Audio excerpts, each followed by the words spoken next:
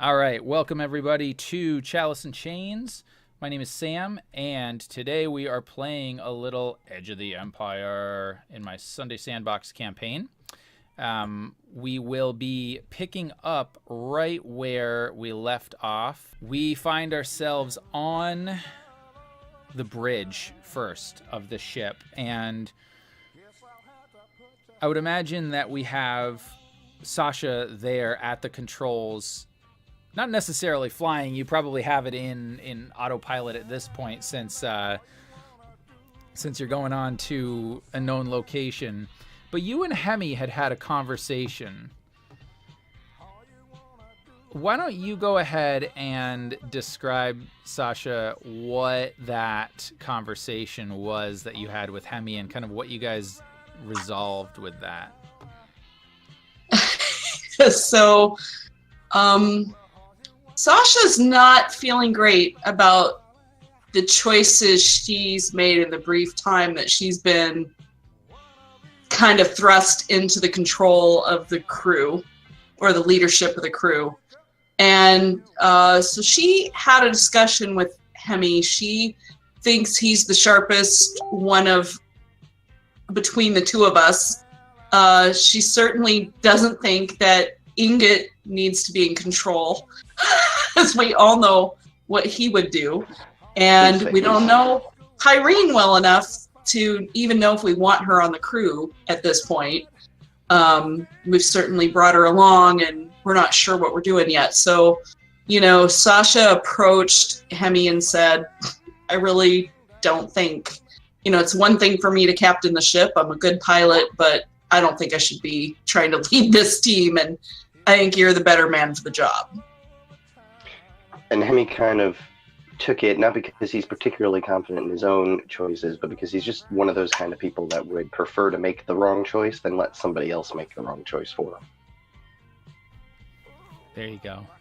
Nice.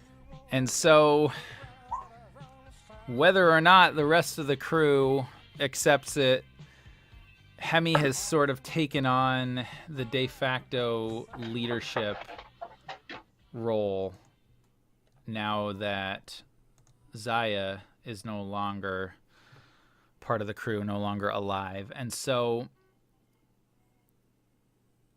we would kind of shift a little bit further back into the ship, and we would see Ingot standing over the prone body of Kale, still unconscious at the moment, but being prepared in some way. And Ingot, if you want to go ahead and describe sort of what you would be doing and what your intention is for this this rebel partisan that you have at your mercy. Yeah, so Ingot would be like, the scene would open up and you'd see him standing over the prone body, and he would probably scan the room for some materials to secure Kale, like to make sure he's tied down and kind of like restrained a little bit. And he would then poke him, and Kale eyes would open after, he's awoken. And you would see Ingot holding like a pitcher of water, and he would begin to speak and say, "Scanning, humanoid. It appears you are severely dehydrated. Please let me assist you with this." And then I would kind of like walk over, and then he would take a rag and say, "Uh-oh, we didn't want to get any water on your clothes." And I'm going to put it over his face, and I'm going to say, "Here, drink up, friend." And I'm going to start pouring it over his face. "This water is being filtered by the rag. You might feel that you are suffocating, but I ensure your life expectancy remains the same." And I'm just gonna pour it a little bit and then stop. And I would wait for Kale to say something at that point. But it would probably, like, all this water splashing in his face. He would start coughing, like, and then he would look at him. "What the hell are you trying to do?" "This glass of water will taste most delicious if you please inform me of the location of your partisan friends." "More water," and then I'm going to pour some more. And then I'm going to stop after about, 15 seconds. Nutritious. he would probably be really confused and look at you, and he would be like, "You're the worst Imperial droid I've seen in my life." And I'll tell you what. Go ahead, if you will, and make either a resilience or a cool check for me, Kale. I'm gonna set this one against 2 purple difficulty and 1 setback, because you are basically at this guy's mercy, but you've been hardened. Okay, so you succeed. So you are able to sort of resist so far if you want to.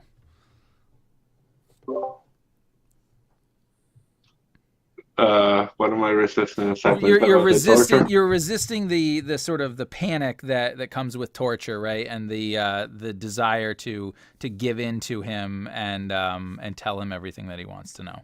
Yeah. So I could see Ingot would probably like scan and see that he's withholding, and he would reply, scanning, error notified, filtration system insufficient, and he's gonna grab another sheet and like put a second layer on his face, and then begin to pour more water. This should ensure the filtration of our water, and I'm gonna begin pouring it again on top of him. Oh man! Could it be possible for Hemi, kind of, after just having that conversation, he kind of realizes he has to kind of start acting like he's in charge, and because I kind of picture him looking around and thinking, "Where's that guy Kale?" And possibly going to walk around the ship and maybe running into Pyrene, if that's possible, if we're in the same area. Yeah, let me quickly resolve that part of what I just want to stop torturing people. Yeah, of course. Yep, and then we'll get there. Well, by the way, Ingot, where would you have Kale right now aboard ship? Where would he be? Or where would you guys Let's see. I would have probably taken him to the most remote location in the ship. So I'm looking at let's see here. Probably like 21 maybe, like the storage room. Yep. Okay, way back in like the storage room at the after the ship. Okay. I'll say that like Ingot's he's begun making like a little torture chamber in there. All right. Like his time in the ship. Absolutely. Kale, if you wish to resist, this one is again, you don't have to resist. You can just tell him. He's basically asked you where are your your rebel partisans. If you wish to resist, though, you'd have to make another check for me, either cool or resilience. This time, I've increased the setback by 1, so it's up to you. I do have a question. Yes. I know that this is against them, but can I still use points or not? You can. Yep. If you want to use a destiny point, to resist your certainly. I wouldn't ask the party in this case if that's okay. I would just do it. Well, let's see. First, he's gonna yell, "Stop pouring water on me! I'll tell you what you want, but let me breathe." Okay, yeah, Ingot would remove the towels. Speak. And then he would look back at you like, "What the hell's your problem? Like, for somebody who's taking me to jail, you're sure having fun torturing me." I am not taking you to jail. I have imprisoned you to ensure that you give me more bounty, and therefore more credits, by the location of your partisan friends. Kale would be like really confused because the fact that what happened last session and him being knocked out, he would be like, "Wait, if you're not taking me to jail, who the hell are you? What the hell are you doing to me?" Please answer the question. Where are your partisan friends? I must return you to them to ensure you arrive safely. Well, you gotta be specific. I got plenty, and if you're holding me here exactly, like, what the hell happened? We rescued you. We are going to return you to your friends. Please tell me their location so I can ensure we get the coordinates for their base. Yeah, if you return me and I'm with you guys, I'm surely gonna die. So what's in it for me? More water, of course.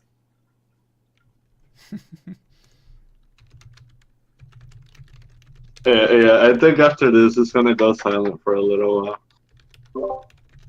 You look thirsty. Let me help you once again.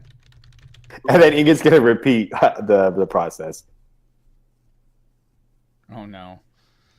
All right, and so at that moment, Hemi, if you're walking around the ship, are you trying to? You said you're trying to find Pyrene, or are you kind of trying to find Ingot?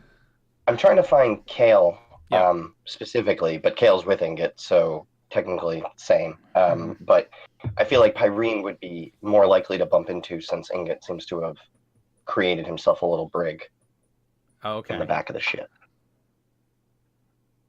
Okay, fantastic. So yeah, I think probably for now then, being that Pyrene hasn't really been on the ship very long, hasn't necessarily been assigned any quarters or anything like that, she would likely probably just be hanging out, like in the lounge kind of area, right?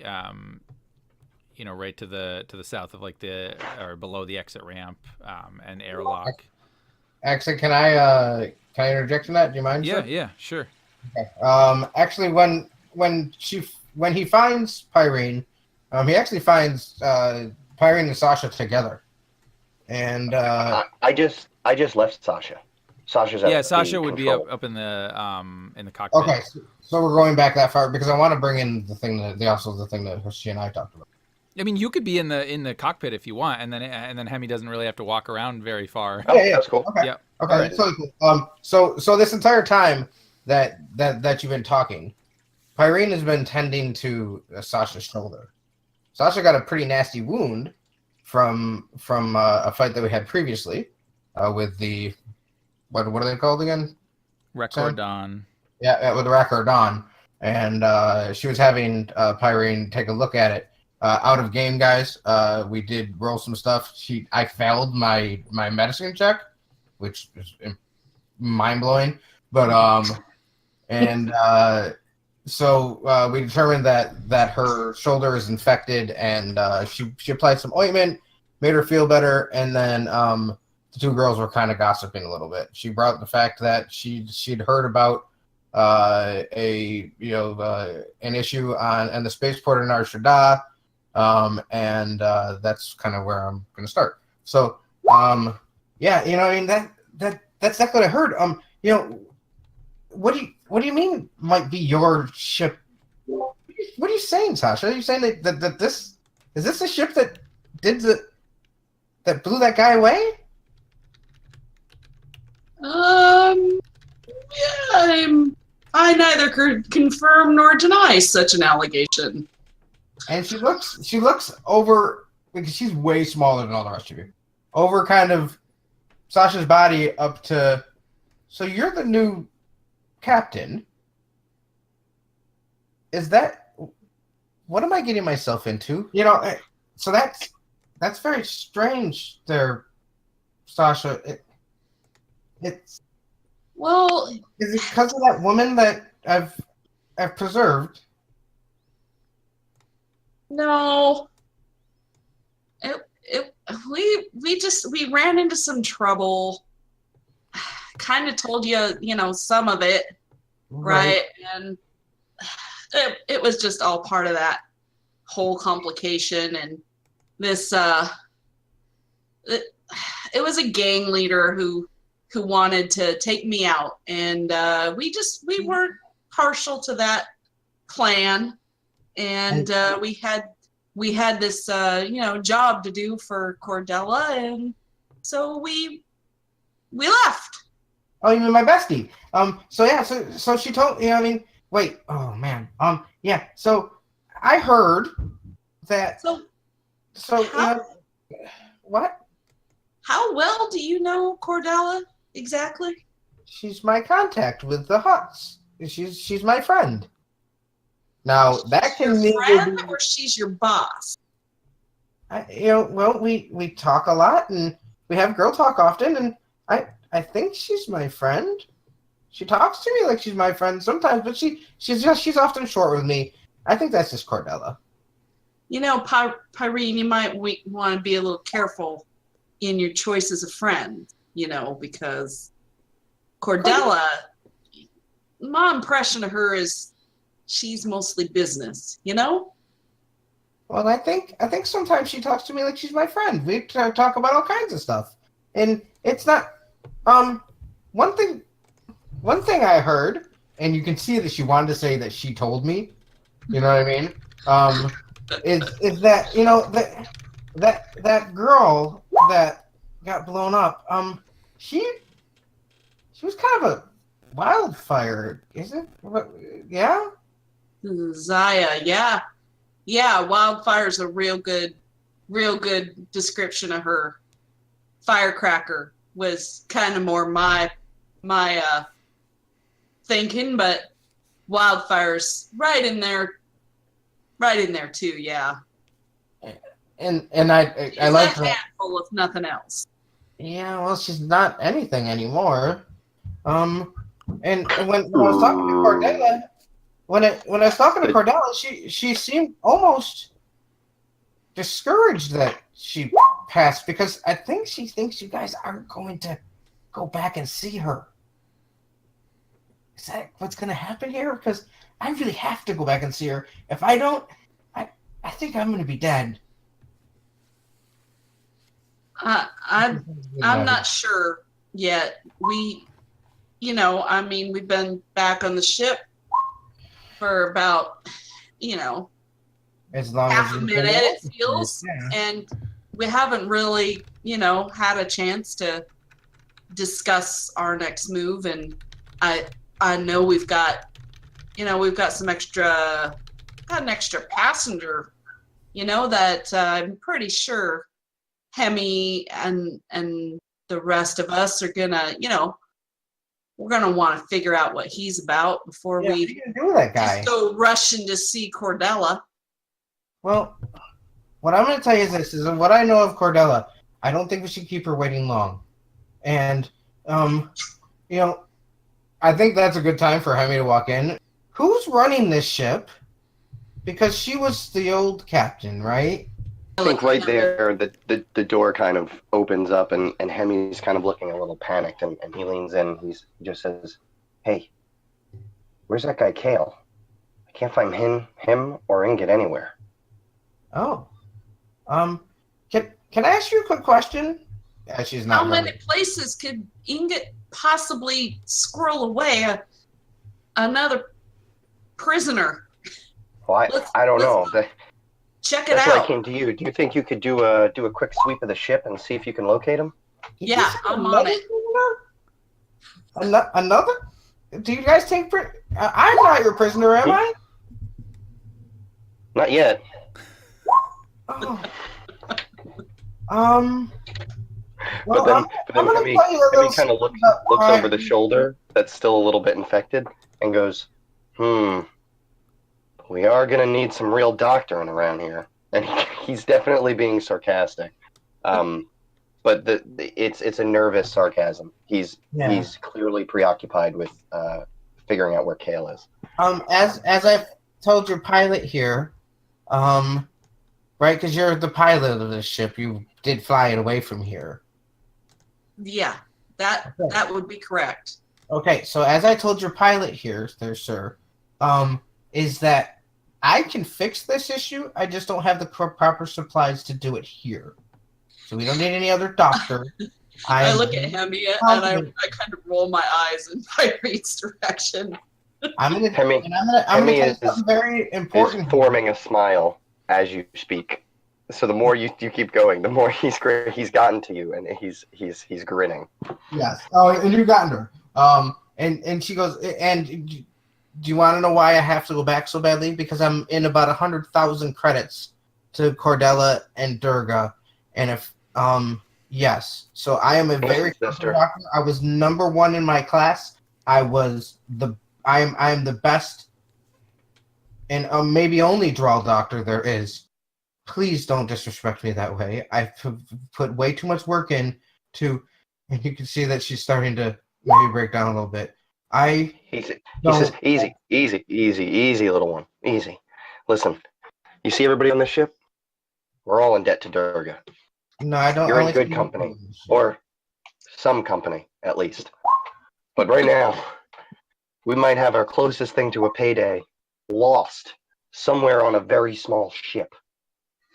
And at that, I brush right past Pyrene and slip around and out the door to go see if I can figure out where the heck they're holed up. Yeah, and as maybe even her and Hemi leave, you just see kind of Pyrene slump over. She sits in one of the seats in the front of the ship where she can look out the window. And we are in hyperspace. Is that correct there, Sam? Yeah, you are. Okay. Watching the pretty light show that's happening around her, and she does break down, realizing the gravity of her life right now.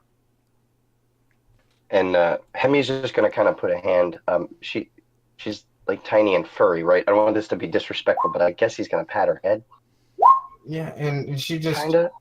Yeah, and that's cool. Yeah, I mean, she's just kind of there, and she's clearly crying, and probably not ugly crying, but certainly audible. And she just looks up and goes, "I need a way to continue to making my payments because it was made very clear to me that if I do not, me and my entire family will not be a thing anymore." And he just kind of interrupts just at the end there of that sentence. She probably finishes, and he just comes right in and goes, "Listen, there's one thing you don't have to worry about. It's having to work for the Hutts. We all have to work for the Hutts. We need a doctor just as much as anybody else. So I'm pretty sure there's going to be work for you. Your bills are going to get paid. Now, I don't think you're ever going to see them paid off. And that's why I didn't want to work for the Hutts in the first place. But you'll keep working. That's for sure." Well, it's there's a very big deal. Well, I have a huge deal with them, and maybe at a more appropriate time I can work that out and let you guys know. Because are you the captain? Sorta, but Corellia runs this show, truth be told. So you're going to get your orders the same time as we get ours. I don't got that much more information to tell you. This is a straight shot from Toydaria back to Corellia. So you'll find out what we find out. So we are going to see her, is that correct? Because I think it'd be a really bad idea if we didn't. And Hemi is going to kind of like basically reach kind of like the end of his sympathy rope, and he's going to start like kind of taking like half steps backwards, and he's like, "Yeah, definitely going to see Corellia. Really looking forward to it. Right, so ship's moving fast. That's great. I'm going to try to find this guy." And he's like starting to walk backwards out the door. Yeah, she just goes back and looks out the window again and continues to be very emotional. All right. And so I guess, Hemi, you and Sasha are sort of scouring the ship. Like, are you going to try to get on the comms, or are you just going to sort of just look in the different rooms? I mean, it's not that big, so it won't take very long. Well, I don't know if this is possible. When I came in there, I was kind of like when I was thinking of doing a sweep of the ship, I was thinking maybe it had like the type of systems that could detect life forms on like a screen. Yeah. But I don't know if this ship has those kind of capabilities or not. I mean, yeah, I think that's probably just like a basic, sort of scanner check. Yeah, I think they did it in episode 4 when they land and they got to get searched, and they have them hiding underneath the floorboards. They say they're going to do a sweep. Yeah. System sweep.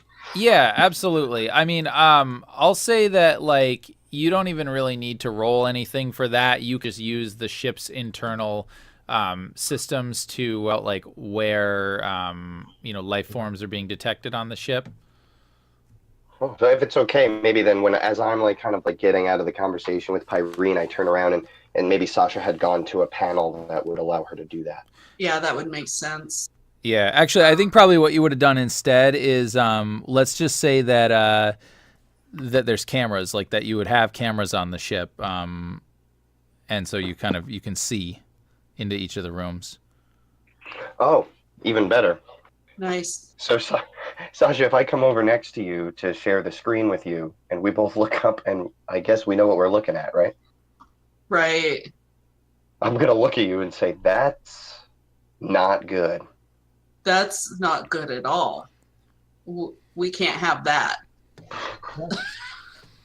And I don't know, but would the fact that both of you guys were part of the Rebel Alliance at one point in your history sort of be weighing on your mind at that, or no?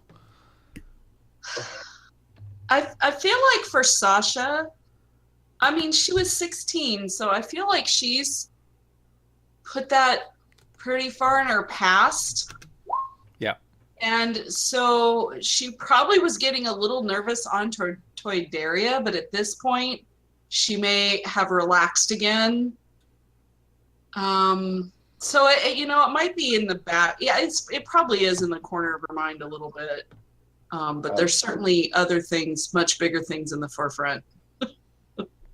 One of Hemi's obligations, his smaller obligation, is comrades. He hasn't actually really let go of all the things from the rebels. So I would say he's most of the time he knows he has to walk away from it, so he makes a big show of not caring. But when it comes to actually torturing a rebel, I would say he knows it's a bad idea and he feels it's a bad idea.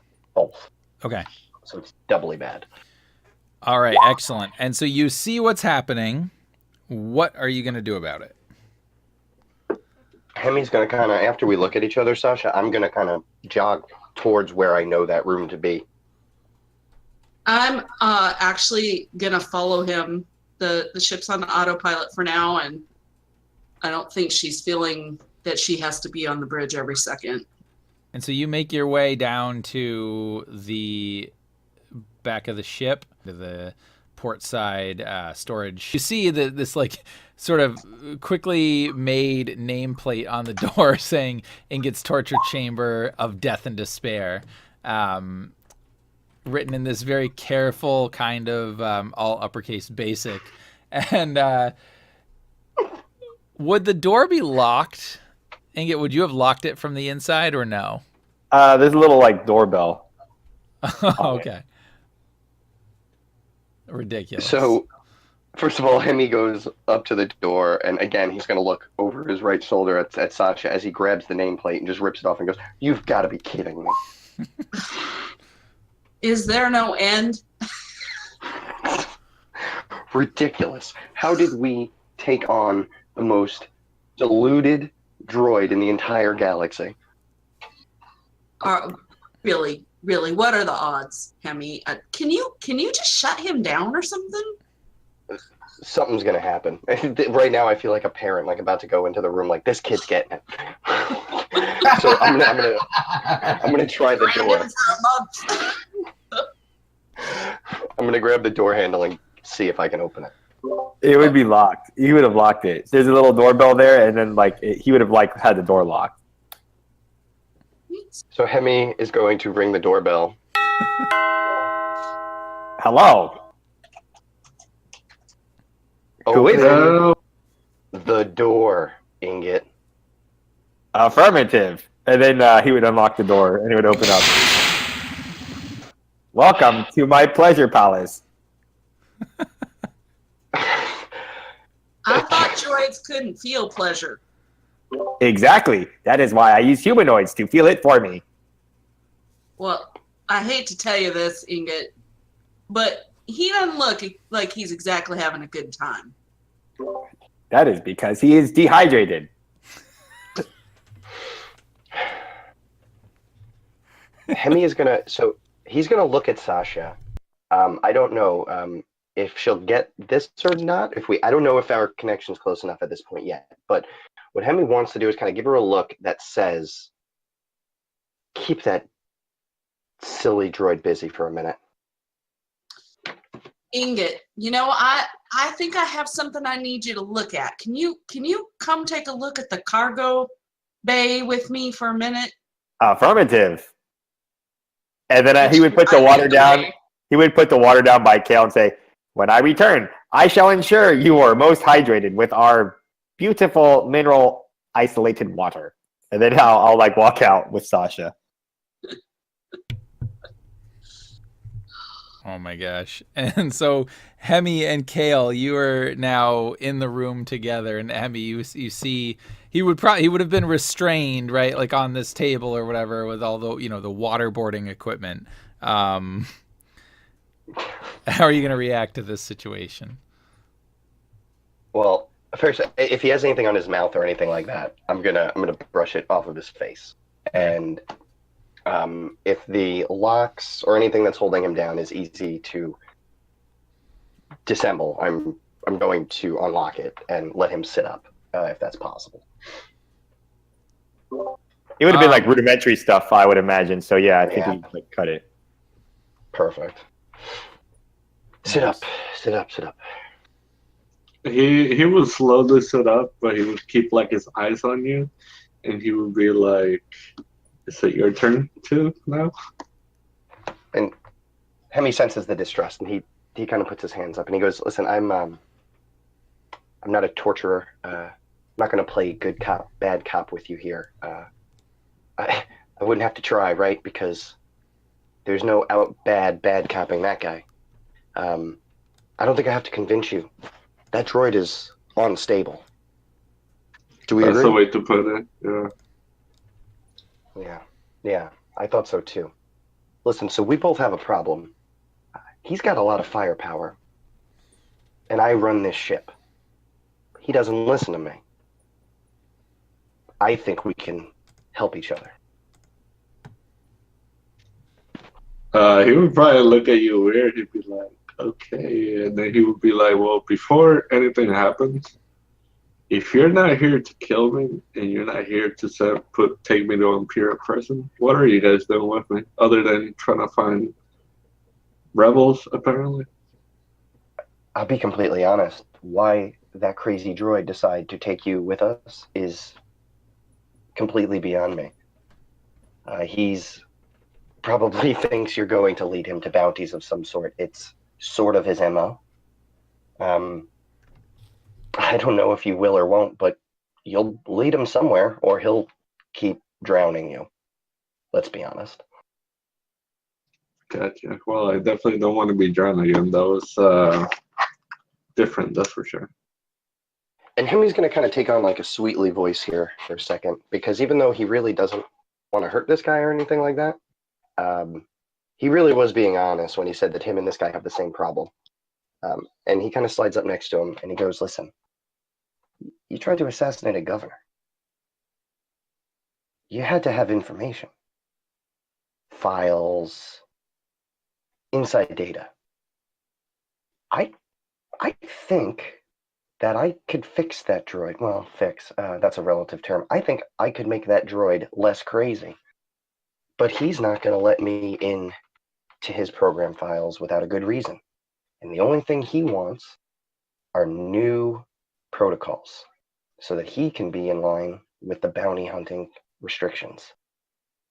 I think you might have Imperial protocols on you. Call it a hunch." And he puts his hands up and he goes and he sits down in the, I think there's a chair in the room, and he goes and he kind of sits down casually and it like puts his feet up. Kel would look at you and he would be like, "Okay, I'll be straight with you. If you promise me that you're not going to kill me, then I'll work with you. All right?" That's all I'm looking for. Listen, I'm not going to hurt a rebel.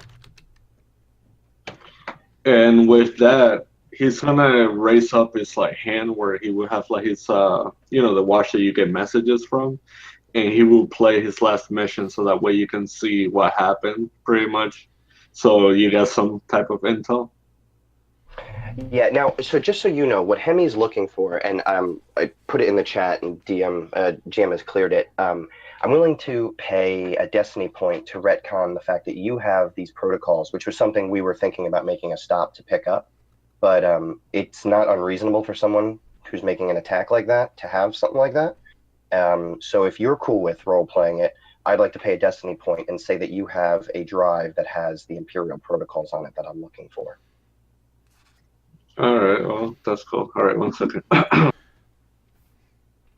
So he would slowly start reaching towards like the bottom of his boot, and he would be Hemi like, leans forward. He's you're rubbing his not gonna hands. shoot me, right?" And he goes, no. That's really not my style. All right, and he would slide his hand in there, and he would pull out like the stick with information for you, and he would let you know that it was like a program they were testing, so that way they could like get into bases, and shut down the droids and stuff without being noticed.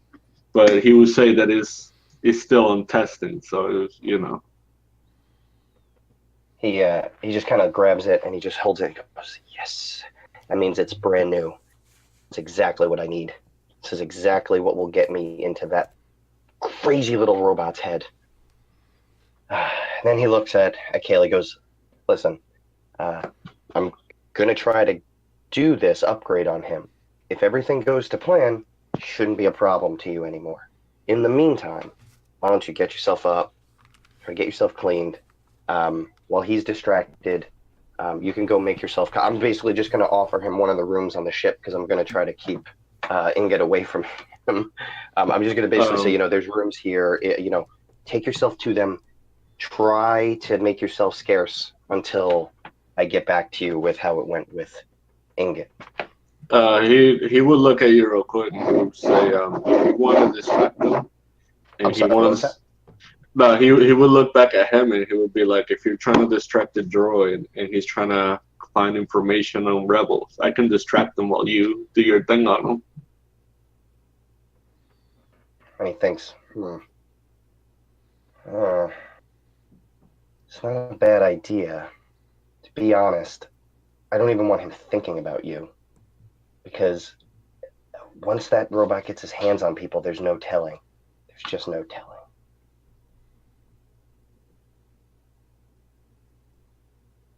And he kind of shakes his head and like waves his hand in the air and goes, no. I think it'd be better for you to perhaps go to a room.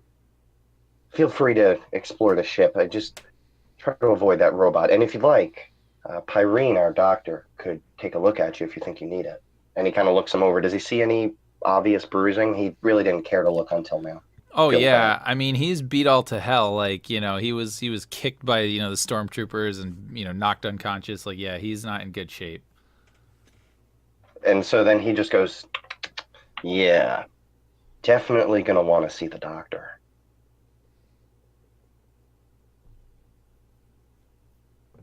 With that, he would be like, "Could you show me the way? Because I have no idea where I'm at." Absolutely, of course. Awesome. Yeah, I would lead him out, basically do the whole tour routine. Right. Yeah, and I mean, I think that, as of right now, probably the only beds or anything would be in crew quarters, but at some point, certainly you guys could try to outfit this thing with some sort of medical facility when you have the equipment. But as far as yeah, Pyrene is still back in the cockpit. And so you guys head that way, and we'll cut back for a minute to Ingot and Sasha. Sasha, I imagine you would have made it to with the engine compartment or wherever it was that you were going to show Ingot this thing, and now you're there. How are you going to play this? So I led Ingot to the port cargo hold, and it's funny because what I have in mind is just right in line with what you guys were just talking about. So Ingot, we're gonna need a med bay on this ship, and I don't think we're gonna be taking a whole heck of a lot of cargo. So I saw how quick you were with what you did with that storage room there, and I thought maybe you could set this area up as a med bay for us. We're gonna need like an exam table and maybe a place for people to hang out while Pyrene works on us or whoever we end up getting. And you know what else, Ingot? I'd really like a place to, keep in shape. I like to stay fit. And I thought maybe this cargo area could just be, remodeled a little bit. It seems like you'd just be perfect for the job. Would you be up for that? Inge would stand there and he'd kind of like be calculating, and then he would finally speak and he'd say, "Scanning your body, I see you are sick. It appears a med bay would be most efficient. As to keeping you in shape, I did not mean to say the pounds have been growing since I have met you. Oh, gee, thank you. I will accomplish this task in a quick manner, for your limp body will not be able to suffice to my standards." That's perfect. You let us know what you need, and I think there's probably some things here on the ship that could be put to work. And when you finish that, then maybe check back and see what Hemi needs from you. Understood. So I leave him to it, hoping he's distracted for a bit. And, Oh man. and I go. I guess I go back to the bridge. Nice. Yeah, well, and so you do, and I think at this point,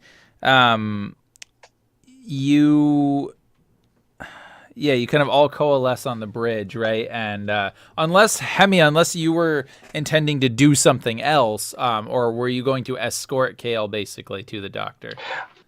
I was basically walking him up there. I didn't know where Sasha took Ingot exactly, so I was hoping not to see Ingot, and since we didn't, I think I would walk him all the way up to the cockpit, introduce him to Pyrene. Okay. Yeah, and Sasha, you would probably make your way back there as well, and so you all kind of coalesce onto the bridge, except for Ingot. And Hemi, if you want to, I'll just say you introduce, Kale to Pyrene, and then, Pyrene, I guess if you want to describe kind of how you were, what your manner was, and then what you do after Hemi comes in. So she is looking at her data pad, and it sounds like a very cute little show, maybe something like that. You know what I mean? Probably, I don't know, the equivalency of a space cartoon of some sort. And she's giggling at it as you guys enter the cockpit. Hey, Pi. I got Yeah. Oh, hey. So, have you ever seen this show? It's great. And it's like some little kid show. You know what I mean? Like. No. Can't say I have. Yeah. It frees my mind. Yes. How can I help you?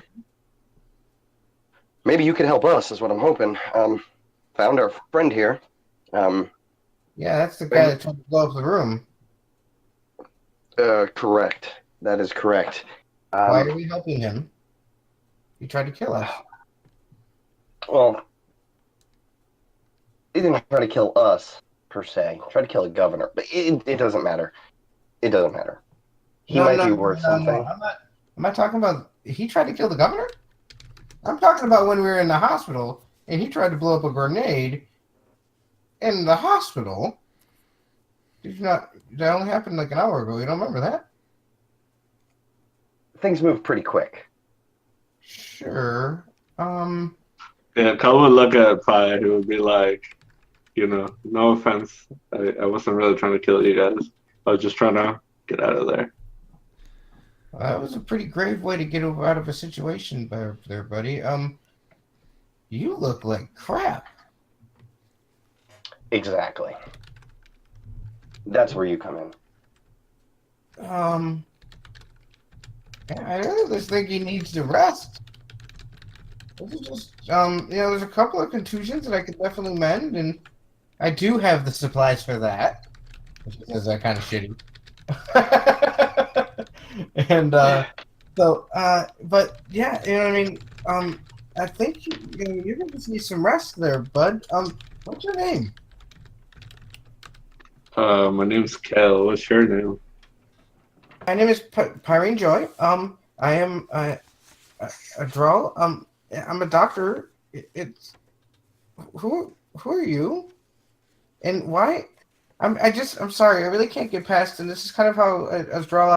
I can't get past. Why were you trying to blow up a grenade in a building? And then you say you're not trying to kill us. Sorry, I'm a soldier. I don't think a lot. I do more than I think. Yeah, I've patched up a lot of your shoulders. That's soldiers, and it seems to be a. Why are you all so stupid? And she goes, "Come on. Do you have a room where I could maybe treat him? I don't think we're here on the bridge is going to be the best medical bay." Yeah, take him right now. The best we're going to be able to do is just the regular resident rooms. Just take him to an empty room. It'll be his, and hopefully you can. Yeah. Hopefully you'll have the space you need to treat him there until we get something more permanent set up. Yeah. Did you see that I left the girl in her room? I think it was because it's all pink. I'm assuming that was her room. She kind of looks like that kind of girl, and you don't. Oh, I'm sorry. And she points to Sasha. Well, you got that right. You go right ahead and use that room for all I care. No, I don't. That one just a little just. I'm Well, sure I they're haven't not. had a chance to inspect it Have yet, you guys but it wouldn't been in that surprise room? me to Don't check it try. out. It's disturbing. Just box it up, get rid of it. I'm not taking that room. I am I've not. already laid- No, I've already Yeah, laid don't give that claim. room. no, thank you. He can have it, and she points to Kel. Well, I've already laid claim to the room closest to the bridge here, so I don't care where anybody else goes. But all right, well, why don't we just use the one that was next to that room? It looked like it was empty, and we can, for now, come on there, Mr. Blow Us Up Man. We'll go fix you up. But if you try to blow me up, there's gonna be a whole bunch of huts. They're gonna be really mad at you. And at that, I look at Hemi and Pyrene and say, well, with any luck, I've got Ingot distracted, setting us up a makeshift sick bay in the port cargo hold. So hopefully we'll be able to use that in the future. Well, thank you for that. Wait, are you saying I'm part of? Are you accepting me with you guys? Yeah. Look at me and roll my eyes again because I'm just like, man. Hemi just goes, Such- yeah. Yeah, you're in. Okay, But you can if call her me shoulder Bob. doesn't get better, we're spacing you. Wait, that's not very nice. I grin at Hemi at that. I promise to you, it's gonna look a little bit better by the time we get out of hyperspace, and once I get the correct supplies, it'll be up and good as new. But she's gonna have a really nasty scar. Well, that's the price you pay when you can't give something immediate attention. I You did the should've best had- I could with had my that field looked at, skills, but Yeah, you should have had that looked at right away. we just didn't have time. It looks like a very, very dirty weapon. There was a lot of nastiness in there. Oh well. Anyways, come on, blow him up, guy. We're gonna go fix you up, I'll patch you up, and like I said, I really think best off is just for you to sleep. Why are you all wet? I think he would look at you. He would just look for a second, and he'd be like, "Look, doctor, if you're gonna poison me, just make it quick. You'll be doing me a favor." Why is that? No, I don't want to poison you. Why are you all wet? You don't want to know that. Believe me. Okay, and she kind of pushes you on your butt, like out the door, because she's way shorter than you. Let's go. And the two of them exit the room. Awesome. And at that point, Sasha, you would probably hear first a little bleep, bleep, bleep, bleep, bleep, bleep, bleep on the computer system from the cockpit. And as you look to turn, you realize that this is basically an alarm saying that your about to come out of hyperspace within the next, like, probably 10 minutes Already? because you're about to reach your destination. Oh, really? Wasn't it supposed to? Oh, man. Okay.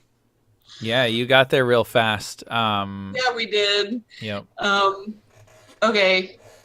Well, Hemi, it looks like there's no rest for the wicked. We're about to come out of hyperspace. You think we could buy some time with Corellia to actually, rest? Hemi has been grinning at you pretty much the whole time, and he goes, No, I doubt it. She doesn't seem like the type. And he's just smiling, very happy. Can I retcon just a very short bit? The door hasn't closed, and as you're saying that, and Pyrene just looks back and goes, I don't suggest that you land this ship in the spaceport. If what you're saying, and you told me before, Sasha, they're looking for the ship, and I would talk to Corellia and see if you can land maybe at the. Well, she'll find a place for you to land, I'm sure. But there's a very nice place to land behind the Gundark. From what I've heard, she told me that. Hemi like slams a button and the door shuts. Yeah. That's fine. She's gonna do that a lot, dude. I'm just letting you know. But he does turn to Sasha and goes, she's right though. She is. Apparently, everybody knows about our exploits before we left. They do. You hear from the other side of the door. Blaster only knows what we're stepping foot into this time. I don't suppose we could get Corellia to come to us. I don't even know if we can land, to be quite honest. But Hemi goes, all right, I was going to string you along. But he pulls out the flash drive. He goes, protocols. I'm going to fix Mr. Tin Can. Oh, Hemi, I knew this was going to be a good decision. That Kale guy was just a perfect opportunity, fell into our lap. Ingot has no idea what he just gave us. And and he grins and he puts the drive in, and then he kind of goes, he's kind of nervously like rubbing his hand on the counter. He goes, so, I know I'm supposed to be like the captain, but, would you want to put the call into Corellia? And he's kind of like tracing his fingers nervously. Sure, I got this. Are you gonna try to deal with Ingot right away? No, I don't think we'll have the time. To be honest, I don't think we could keep Corellia waiting. It'll probably take hours. I think we'll have to see her first, somehow, either on planet or off, and then address the Ingot problem. So basically, we just have to make sure his path doesn't cross anybody who he thinks could be, has ever been, or may one day be a bounty. Right. It's just a few hours. I think we could do. If we could just have a few. I sure wouldn't be against some rest too. But I'll contact Corellia and get her instructions. Yeah, and he kind of taps the wall too. He just goes, and just so you know, once we get this worked out and I am able to get into Ingot's programming, we're going to be down for a bunch of hours, so be able to get your rest. Don't worry. Sounds good. Thank you. She gives him a big grin. And so you wait, the 10 minutes or whatever until you kind of come out of hyperspace, and Pyrene is patching up Kale, and Ingot is putting the finishing touches on the meatbag treatment center in the port cargo bay. And as you come out of hyperspace, and those star lines sort of materialize back into stars, and you see the planet or the moon, right, of Nar Shaddaa orbiting Nal Hutta, you definitely see something that gives you a little bit of pause. You notice that it looks like at least a few Hutt capital ships are also seeming to make their way into orbit. Most of the time, you don't see the capital ships, but you do remember at least hearing something or seeing something that many of the Hutt fleet had gone to Toydaria, and you guys left rather at the same time. So it's just something that you notice. But as you come into into orbit, the procedures for what you need to do, but you also remember that as of right now, you guys still haven't, I don't believe, have officially changed the transponder code. Right. So you would... No, there's that problem too. Yeah. There's that problem too. And you had said something about her sending us to a private spaceport. Yeah, because I brought that up to her when Pi was on the comm with her, I think right at the end of that previous session. I think so, didn't we? Yeah, well, and I think you guys had... I think she had said that she would arrange for you to have the spaceport that you needed and to land without issue. You'll have a place to land. We'll put it that way. Right. Yeah. Don't worry, Sam. We take without issue with a grain of salt. Awesome. Understatement. And so if you were to contact Corellia, she would tell you that you don't actually get her on any kind of voice line. We've established that there's basically interstellar text messaging. So you send her a text, and she responds back after a few minutes saying that she isn't on planet right now, but that she will be within the hour, and that if you're ready, she would meet you at the Golden Gundark, same as she has before, and that she would provide you with coordinates to a docking bay near the Gundark, so you don't have to travel much through the city. Okay. So I'll agree to meet her there. Okay, perfect. And as you kind of make your way in, in the spaceport control, kind of you provide your codes and your docking codes and your designation and everything, and you're cleared through, and you're coming in through the atmosphere, and where the darkness of space is now illuminated in all this chrome and neon and all the smog and just the pressure that you always feel when you're on Nar Shaddaa. It's all back, right? And all of the memories from this place come flooding back, right? But you're able to kind of maneuver your way into the docking port, and you realize that you're fairly close. It would probably only take you about 10 minutes to make it from the docking facility to the Golden Gundark. But she said it would probably be about an hour or so before she was going to be ready for you.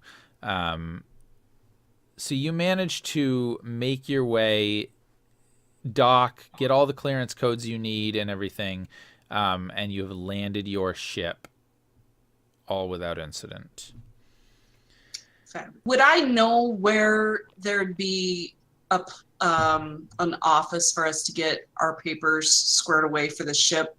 Technically, if you were to do it legally, you would have to do that with the Bureau of Ships and Service, which is an imperial facility. There are probably boss offices on Nar Shaddaa.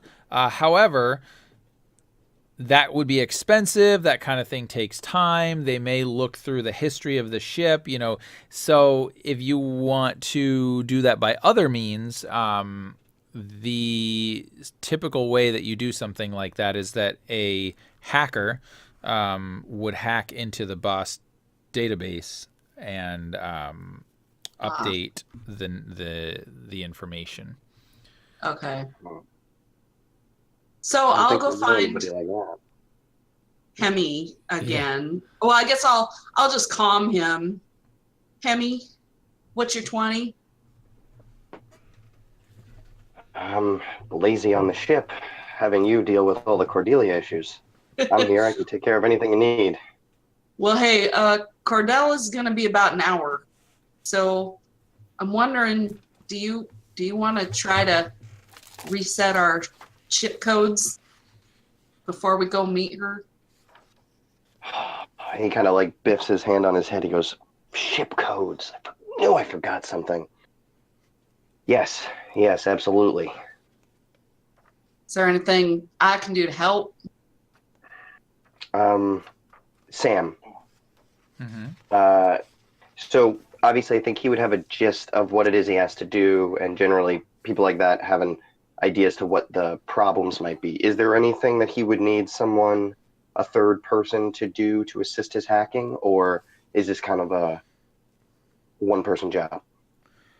No, you can definitely do it. It's just really hard, because basically all ships have like a boss data pad, that includes like all of the relevant information about the ship and the captain and all that.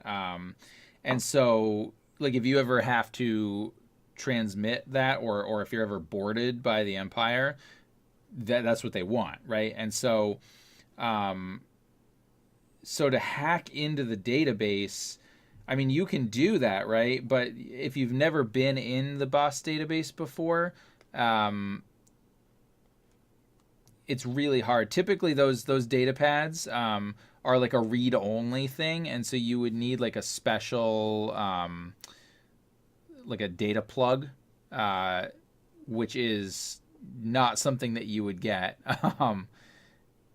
normally. So your best bet would either be to try to seek somebody out who might be able to have the equipment you need, or otherwise you'll have to go it alone, but it will be pretty much a daunting computers check. Maybe there's somebody in Cordella's crew. Yeah, because I'm going to need a data plug here. I mean, I could give it a go, but if it goes wrong, we won't know until someone scans it and it goes wrong. Not the type of chance we want to roll the dice on. Right. Well, maybe we should just make our way to the Gundark and see if there's somebody we can talk to. Or we could ask about Cordella. I think when we meet with Cordella, we should ask her if she has any contacts. We can afford to pay, and to be honest, there's no point in having a ship if it's illegal. Right. We can't land it anywhere.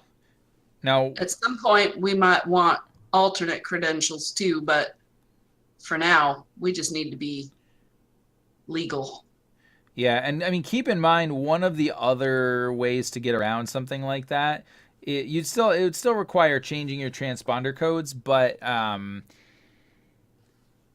you would. So there's two things, right? You need to change the boss data pad and the transponder codes, right? If you want to change the transponder codes, I mean, the simplest way to do it, I should say, not the simplest way to do it. One of the ways to do it is by accessing a boss facility. If you can get into the boss facility, you could change the codes there, right?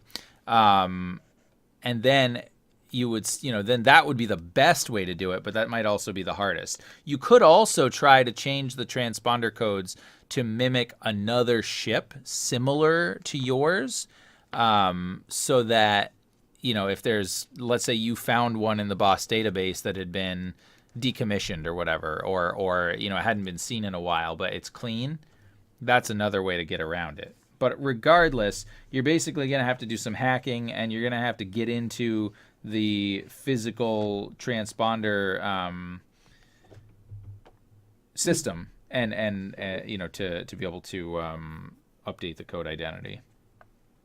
Okay. I'm sorry, so I just want to make sure I understand. Was there any part of that I could do preemptively, like now at a no risk while waiting to get a data plug or wait for a physical opportunity to get into a database? Like, is there a searching of a database that I could look for similar decommissioned ships so I could get the ball rolling? Well, none of it is without risk. However, well, yeah. I mean, you could. The problem though is that if you're getting into the boss data pad, you can try to hack it without the plug. The plug is what the official, an Imperial Customs officer would use, right? So if you had that would be a lot easier. But regardless, if you don't have that and you're trying to hack it, you figure that'll probably take you several hours at least, right? Yeah. And okay, no, you know what? If I'm going to try to hack this without a plug, I'm actually going to try to do it from somebody else's terminal, not mine. Yeah, good idea. Yep. So Hemi, I think we'll be going back and forth with all this, and eventually he would say, you know what? I'm not going to be the one that leads the Empire back to our encrypted drive. So Right. I think no matter what, I need to get my hands on somebody else's terminal. So if things go wrong, it's on their head, not ours. Well, we might as well get moving then, huh? Or did you have something you wanted to do before we met with her? And Sam, I am pretty sure that whatever I need to do with Ingot's going to take more than an hour, right? So I can safely say no. I don't think there's anything else I can handle here today. Yeah, I mean, it would probably take a while, assuming, of course, that Ingot is completely willing to just allow you to do it. Yeah. Right, exactly. So that's what I meant. Like, even assuming he was going to just let me do it, it would still be a process that would take longer than the time that we have. So I wouldn't even consider it an option. He wanted the protocols, so. Yeah, that's my hope, is that he trusts me and wants the protocols, but I don't know how much trust he has, so we'll see how that goes. Yep. So, and I'm thinking, I mean, Nar Shaddaa is supposed to be a seedy place, right? So shouldn't there be underground folks that do these things for people? Yes, indeed. Alrighty.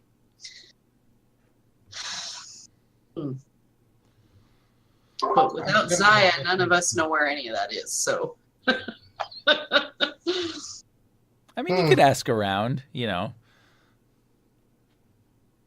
Yeah, and Hemi would kind of say, like, and also I know some shady people too.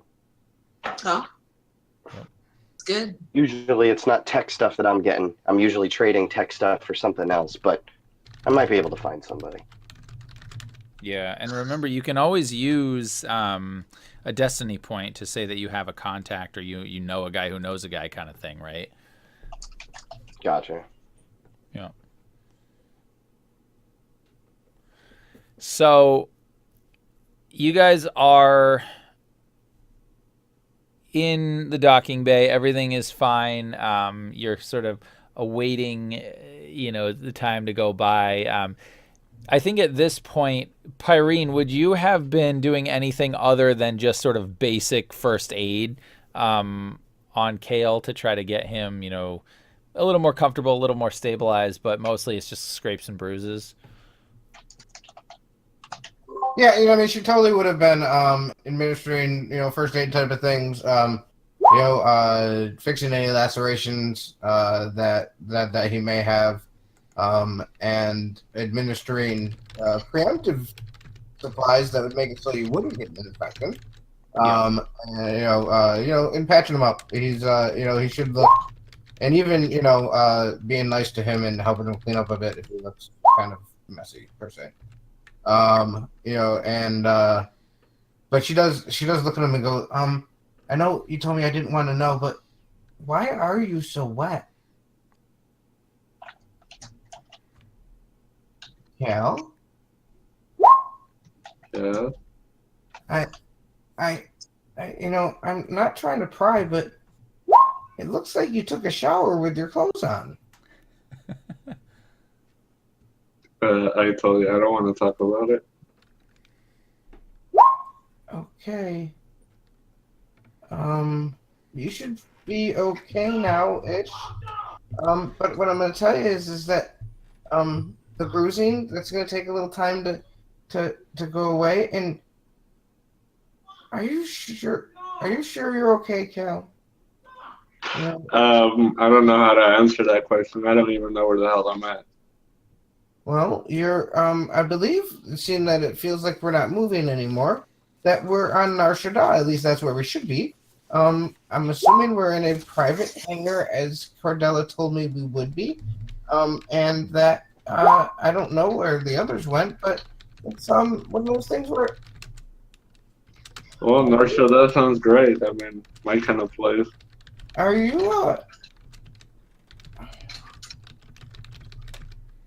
were you part of the group that tried to assassinate the governor and got that girl killed? What girl? The one in the room next to us. Well, we were just sent there to kill the governor because the team before us failed. So I have no idea about no girl getting killed. She was a wild child, kind of, but I don't think that's so important. The thing is like, are you wanted? Because if you're wanted and you're on Nar Shaddaa, there's not going to be only that bounty hunter that is on our ship that's going to be looking for you. There's going to be a lot more here. I'm not sure how to answer that. I ended up with you guys, so I don't know if they even took my information, booked me, or anything. So. Okay, I'm not asking you what they did. Do you know who you are anymore? Did you get a bad head injury? I would love to use a scanner on you, but we don't have one right now. I'm good other than, I don't know how I got here and who everybody is and all that other stuff. But other than that, I think I'm good. And she puts out a hand to you. My name is Irene Joy. As I said, I'm maybe never seen a creature like me. There's not a lot of us outside of our planet, but I'm a Droll, and as you see, I'm a physician, and it's like, what are you gonna just leave? Like, what are you doing here? I don't know. I should be asking you that. You can't say I don't know all the time. You need to know something. I know that I was slightly told that I should be here by the dead girl. But they seem to see value in me because I was able to fix you, and I've fixed Sasha up a little bit right now. But why are you here? Are you? I don't understand. Well, what I understand from the robot, I can get him bonus. So you're gonna get turned in for money, like a bounty? I don't know. Hopefully, all I know is as long as I live, it doesn't really matter what happens, to tell you the truth. You soldiers make no sense to me. There has to be more to your life than just killing.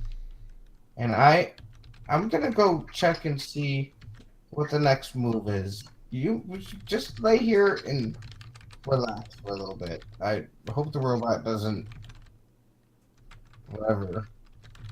She just kind of rolls her eyes and walks out of the room. Feel better there, soldier. Thanks. Nice talk. Yeah. And Ingot, where would you be at this point? I'd be going back to my torture chamber. Okay. Cleaning, tidying it up. All right. Fantastic. And so at some point, I think, probably Hemi or somebody would get on the comms and just let everybody know it's time to go. But before you do, what do you guys want to do with Kale?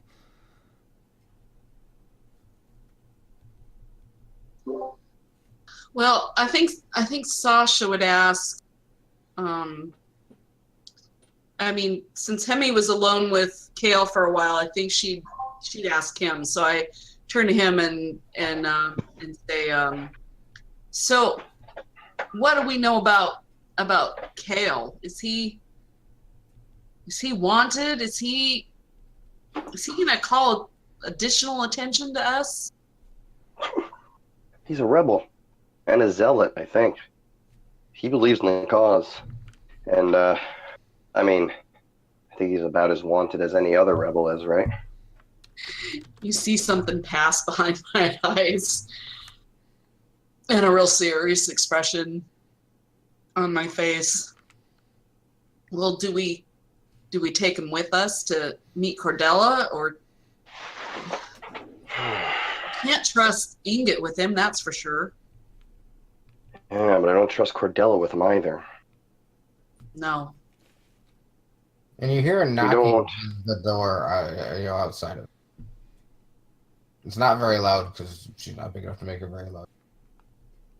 Is someone there? Is someone there? Yeah. It's me! Hi! Can you let me in? He hits the button. Hi, guys! He's all patched up. He doesn't have any idea who he is, I don't. Right? He may have some amnesia or something. All he ever said to any question I ever asked him was, I don't know. You ever think he just didn't want to talk to you? Who wouldn't want to talk to me? I'm very great.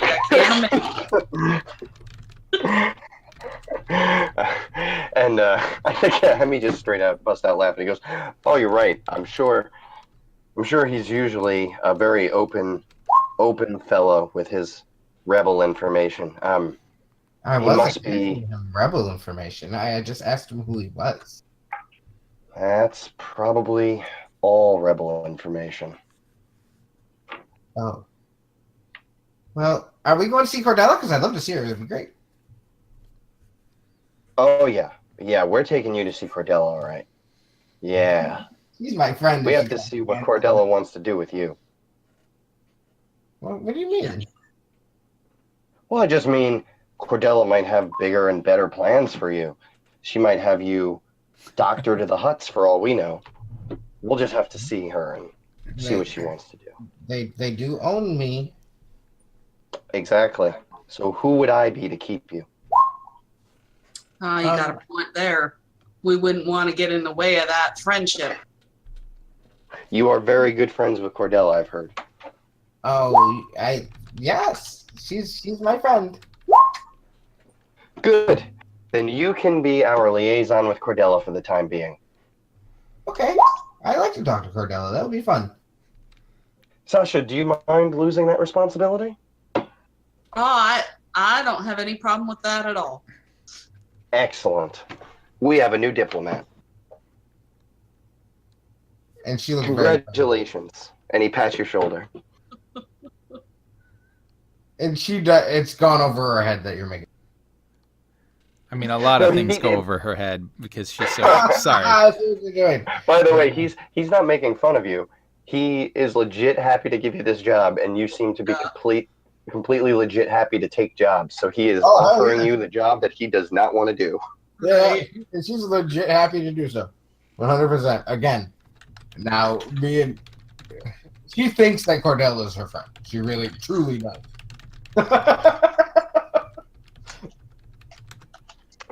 Yeah. So this is perfect. But now about Kale. Sasha, how long do we have? Well, Corellia said she'd be about an hour, and I figure we're only about 10 minutes away. From what? Okay. I guess I was wrong when I told him that I thought we landed. But I guess No, yeah, you're landed. 10 minutes. 10 You're minutes seeing her. yeah, from the Golden Gun Dark. 45 minutes left. Okay, now I understand that she's been on Toydaria for a bit or whatever, it was her post or whatever. But she's been to Nar Shaddaa, I'm assuming. I mean, Right. that's up to you, sure. Yes. Yeah, I mean, like, yes, she's certainly She been to had to beat Corellia somewhere. Well, Right. Yeah, I mean, and I would say that she wouldn't have seen Corellia a whole bunch of times, to make these, to make these things. It's not like they just have a phone relationship. So, but again, Irene's idea of what this relationship is very different than it is. So so she goes, well, and she starts looking outside the ship. Why didn't we park with the Gundark? Is that not where she told you to park? So she kind of told me that we would. I parked right where she told me to park. But we're not near the Gundark. Hemi is going to snicker and 10 start minutes away stepping from out. the Gundark. That's pretty close, in my mind. Please remain where you are. Enemy on board. As Ingot Stand rushes down, into the Ingot. room. Stand down. Everything's fine. And he's going to scan the room, and he's going to say, probability of you being a hostage, high. Are you okay? What? We're just fine. Are you okay? Prisoner has escaped custody. He's fine. He's receiving medical treatment. It seems as though he was nearly drowned. It's very weird for space, but he's received treatment. He's okay. Yeah. Yo. Why was he so wet? Dehydration. He didn't seem dehydrated. I'm a medical physician. Correct, because I hydrated him. Oh. Okay. Sasha looks at Pyrene and tries to catch her eye, and she does that nod, like that nodding no thing, like just no, don't even go. All right. Okay. Yeah. And she catches it, and it's like, I'm gonna go check on him. Bye. She just kind of walks out of the room. Be careful. He is highly dangerous. I don't. Sure. And she just kind of walks away back in the room, and she goes back to the Alice and locks the door.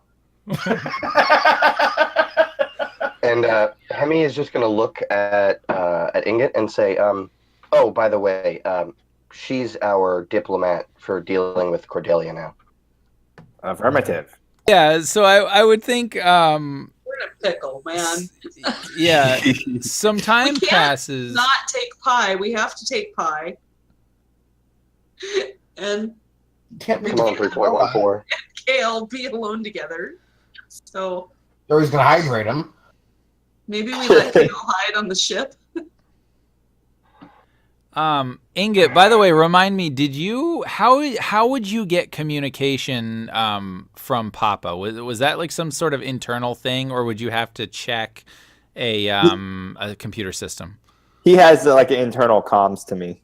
Okay. You would definitely be getting an internal internal comm from Papa. Kind of since you got here, but now it's that's a little bit more urgent. I would answer it. Yeah, and basically, he's asking for a status check and whether or not you have been successful in finding any bounties or generating any income. Papa, we have on board a highly profitable individual with the location of several rebel bases. Suggest we use him to acquire the location of such rebel bases and communicate with Imperial contact back on Tordaria to collect massive bounties. And Papa would respond back, affirmative, but proceed with caution. That type of information is highly dangerous.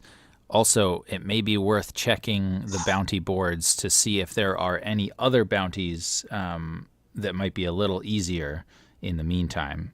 I grow impatient and credits are necessary. Affirmative. We'll make recommendation to the crew. Excellent. And then Ingot would go to Hemi and Sasha and say, it is best if we check the bounty boards here in Narshada. Perhaps potential suspects that we can apprehend for profit. Oh. Ingot, I usually don't agree with you, but I could be swayed to bow to the whims of your papa. And he's kind of like making theatrical gestures here. But I think, I'm going to be quite honest. I think you need some improvements. What happened with Kigo was unacceptable. Lost the bounty, almost got us killed. Your protocols are out of date. This is unfortunate. Loss of bounty is unacceptable to Papa and my programming. Which protocols do you suggest that will improve my mechanisms for bounty collection? Well, you know me. I got my fingers in every pie on every windowsill, and I just so happen to be able to help you, my friend.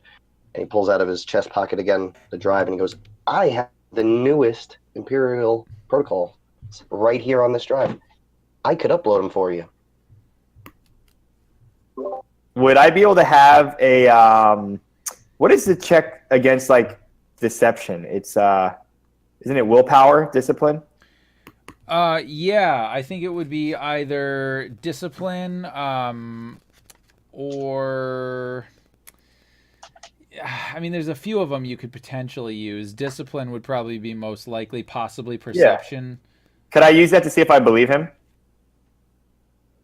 So like against his deception, I could roll my discipline. Yeah. So, I don't know how you want Well- to deal with this. I'm fine with any of this, but technically, everything I've told you thus far is true. Yeah. Oh, okay. Well, That's the best part. yeah. Well, okay. I mean, not necessarily maybe against deception. Then just something. What social skill of your choice for me to like trust you is what I'm getting at. That makes sense. Do you? Well, so then I think what I would probably do in that case would be either have Hemi make like a charm check, right? Yeah. Against your discipline. Yep. Perfect. I'm down with that. So I have one in discipline. So just a purple. Super easy. And get stupid. All right, so one purple. However, I am going to add one setback dice because, well, no, actually I won't. I'm going to add a boost dice because Papa basically has said you need to find a bounty, and potentially this will help you do that. So, Yep. yeah. So, Hemi, if you want to roll a charm check at some point, I've got the dice pool set on my end. Okay, so yeah, I'm gonna roll charm. I'm gonna spend a light side point though. This is important. Okay, so you'll get yourself an upgrade here. Great. Sweet. Here we go. Okay. Yeah, buddy. Well done. So Ingot would say, absolutely. Increased programming would enhance my ability to capture bounties. I accept this upgrade. Excellent. So this is where that whole you do me a favor, I do you a favor thing comes in.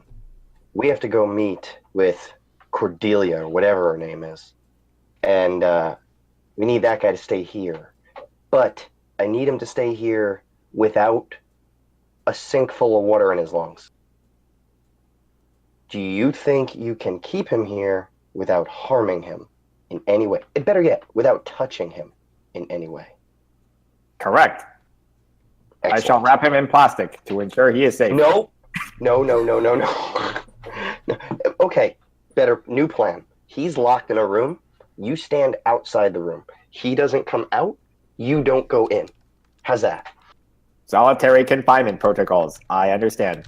Exactly. Solitary. Yeah, now we're talking the same language. Excellent. And he turns to Sasha and just puts his hands up like, I don't know if this will work, but maybe. She gives you a dubious look back and like, I sure hope so. I'm sorry, kid. Oh man. Quick run to the store. We'll be right back. I promise.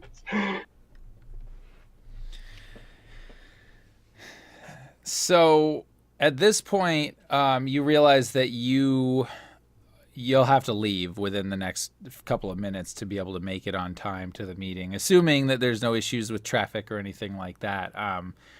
But are you going to?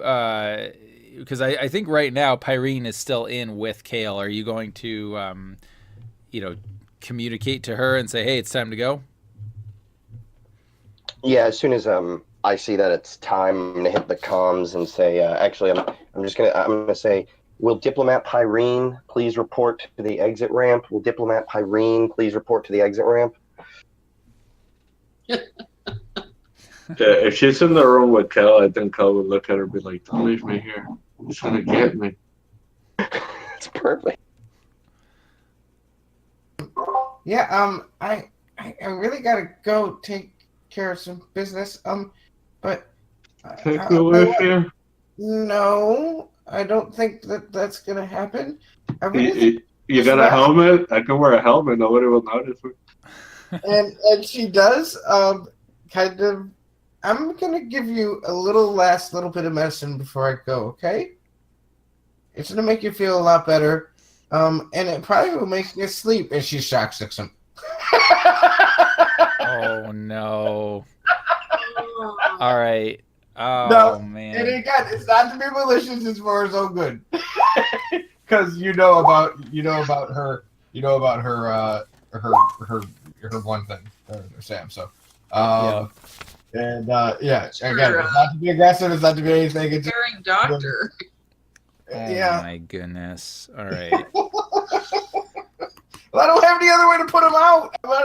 If I had a full medical bay, I could have just given him something that would have, some good old space value or whatever.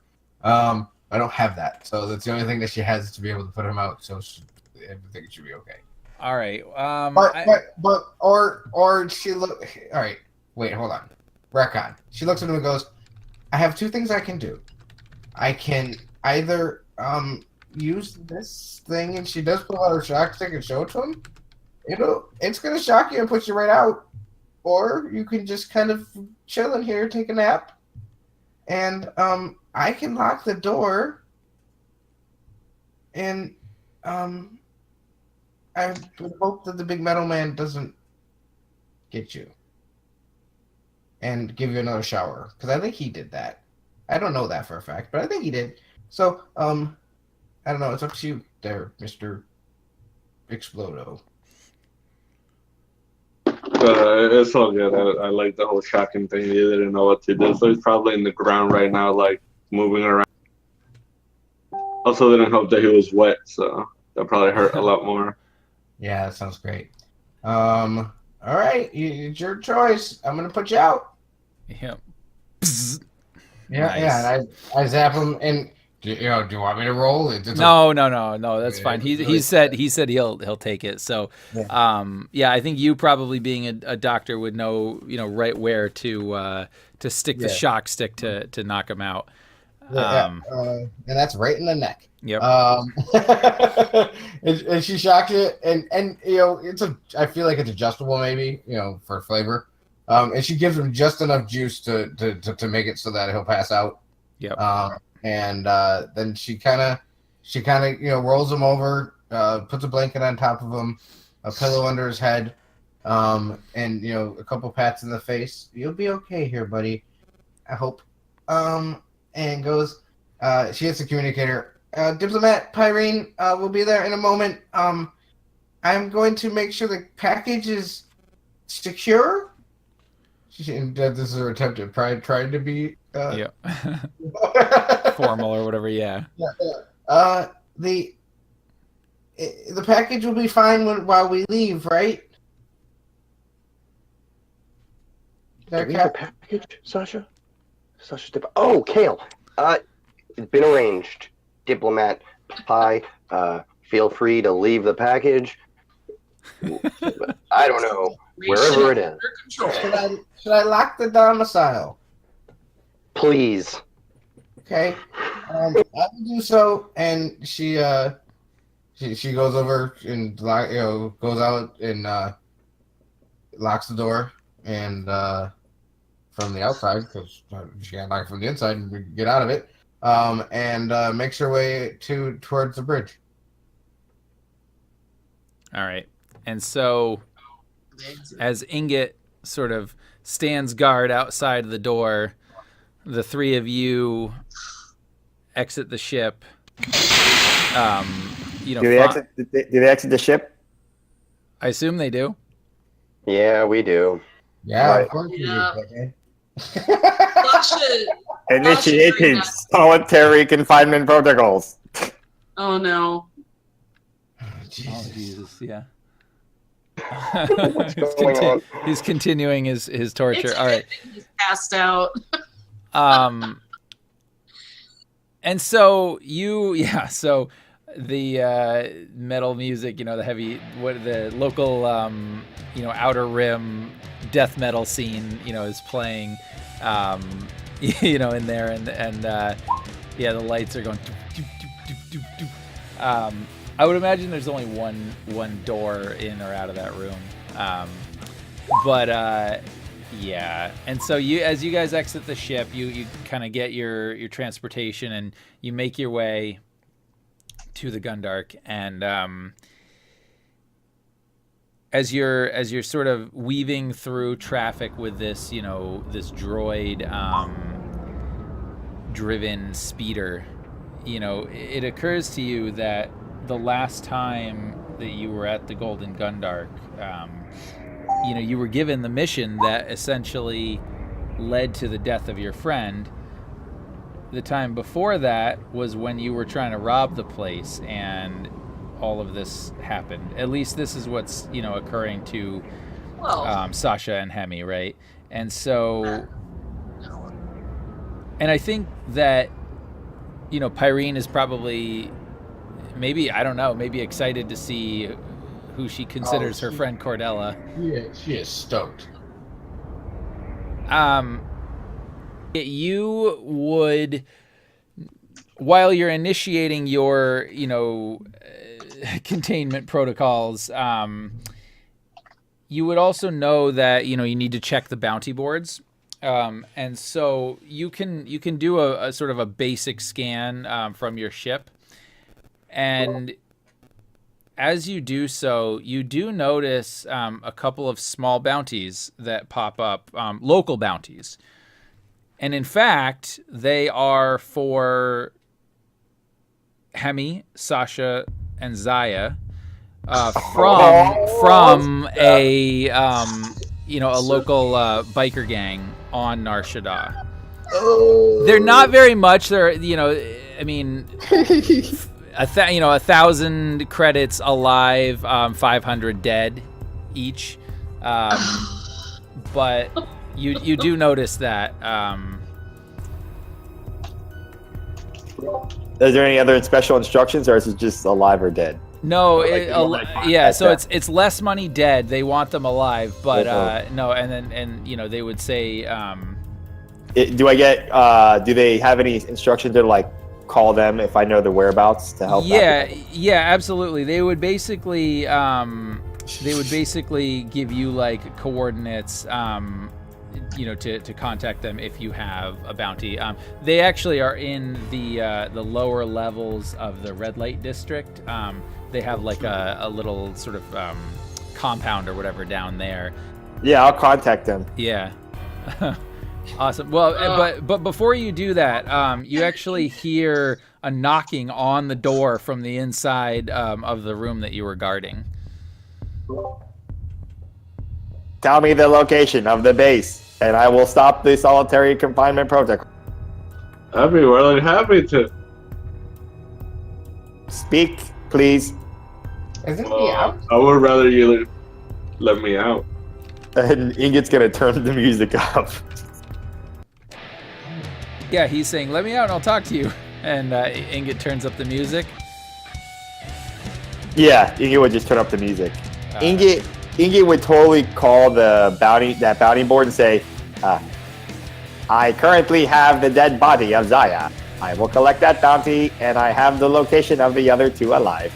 Oh, yeah. Contact them, Ingot, and they, you get this guy on the line. He's like, you got all three of them? I currently am in possession of one of their bodies. The other two, I know their location. Bodies? What, which one? Zaya, the leader. He has been killed. Problem has been taken care of. Zaya, the pink one? That is correct. Yeah. All right. Well, listen. You bring in that body.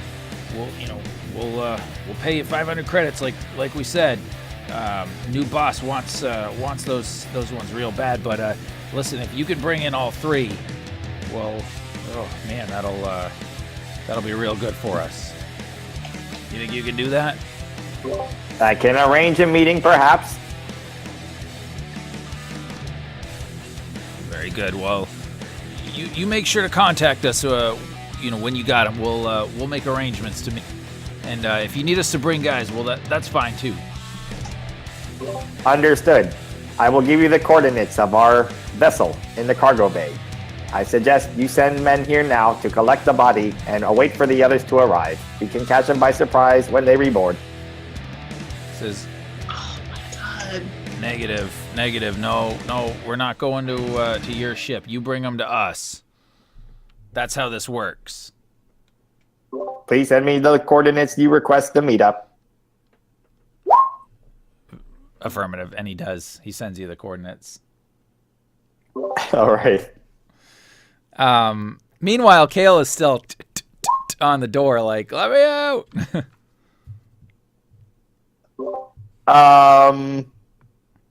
Yeah, Ingot at this point, he's going to go back to the door and Kale out. All right. What is it? Okay. As you open the door, you see Kale there standing with basically like a piece of pipe. Like something in this room, he like, is a piece of metal. He just broke it off. He found it. And he's like right there looking all kinds of crazy. And he's going to try to bonk you. Quick question. Can I do something to distract him real quick? To what? Well, I have like a watch / like communication device. Yeah. I want to turn it on and throw it in the floor so the message comes up. Oh, the hologram? Yes. Oh, yeah, sure. Okay. Well, so then before he does that, he throws this message, and you see this hologram come up on this little, hologram projector, and it is the image of this sort of old man. Would Ingot know who Saw Gerrera is? I would imagine Saw Gerrera was kind of like because a bounty was probably on him. Okay. Yeah, so you would recognize the image of Saw Gerrera, and the voice coming out of this thing was Saw Gerrera's, or it sounds like Saw Gerrera anyway, based on the holovids that you've seen, and it says essentially that you are instructed to go with the team to Toydaria, and that should they fail in their sworn duty to take down the Empire, that you must finish the job for them. And if you do not, then tyranny will continue to reign throughout the galaxy. I'm trusting you. Do not fail. Your mission is paramount. You must succeed at all costs. This seems like this is a message to Kale and his team from Saw Gerrera directly. So Ingot would look at it, and he'd be looking at Kale, and he would see the pipe in his hand, and he would say, "Do not engage. You will be dismembered. Please inform me of the location of this transmission, and I shall let you be." And Kale, I will say, if at some point, if you did that intentionally as a distraction, it worked, and so you would make a melee attack against him, and I will give you a boost dice on your check. Oh, I'm taking the shot. Screw it. All right, and so melee is a standard +2 difficulty. Anthony, do you have any defense? Yeah, I have. Let's see here. My defense is currently 1, and with my now, let me ask you this: I have quick draw, which allows me as an incidental to pull out a weapon. I don't know if you would allow me to draw my vibro sword, but that would give me another defense as well. Let me so think. basic, I have 1 basic without the sword drawn, but I have 2 if I have it drawn. I'm not sure how it is in Edge of the Empire, but if this is like a quote unquote surprise, then I don't even think he gets a free action. But this is not 5e, so I'm putting that into a context. So it's probably not. Yeah, I think an incidental action. That's a good question.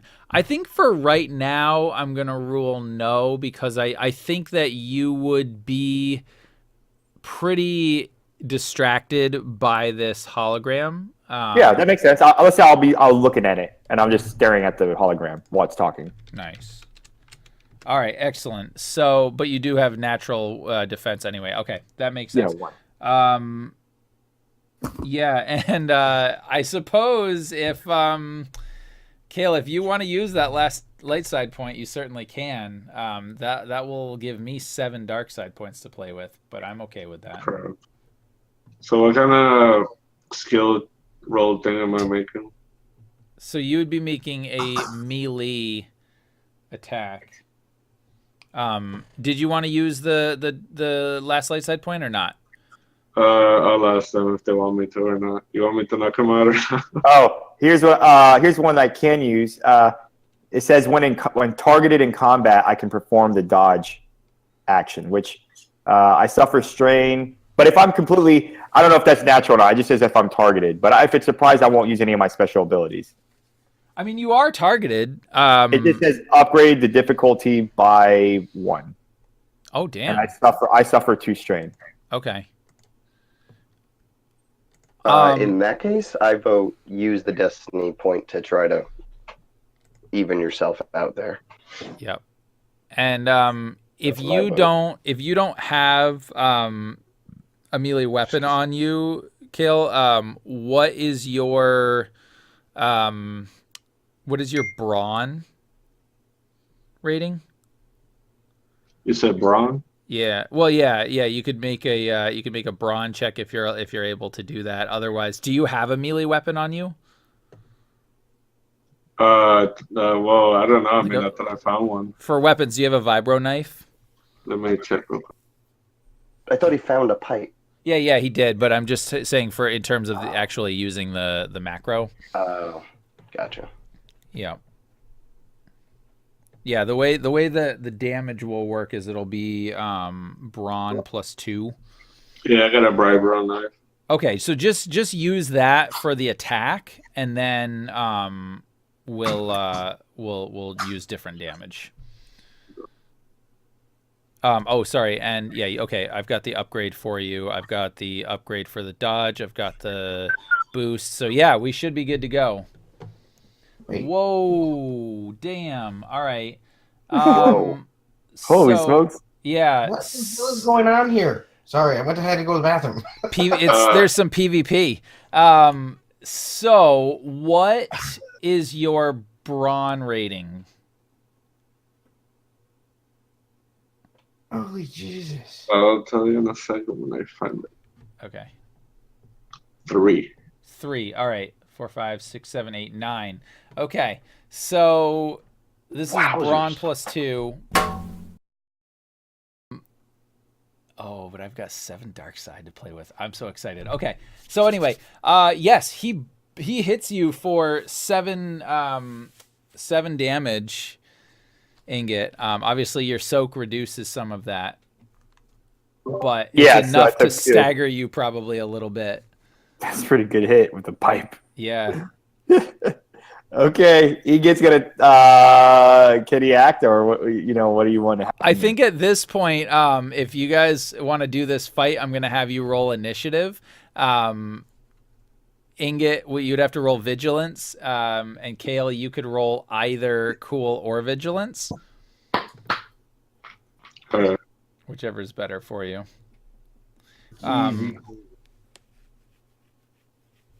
The thing that I love about this scene is that I think this makes so much sense in the story, right? Like, normally you do everything you can to avoid, PvP or whatever, but man, like, this is friggin' Edge of the Empire. So, vigilance and what else? Or cool. You should have skills under, I think, combat skills that say initiative, and it's either... Okay.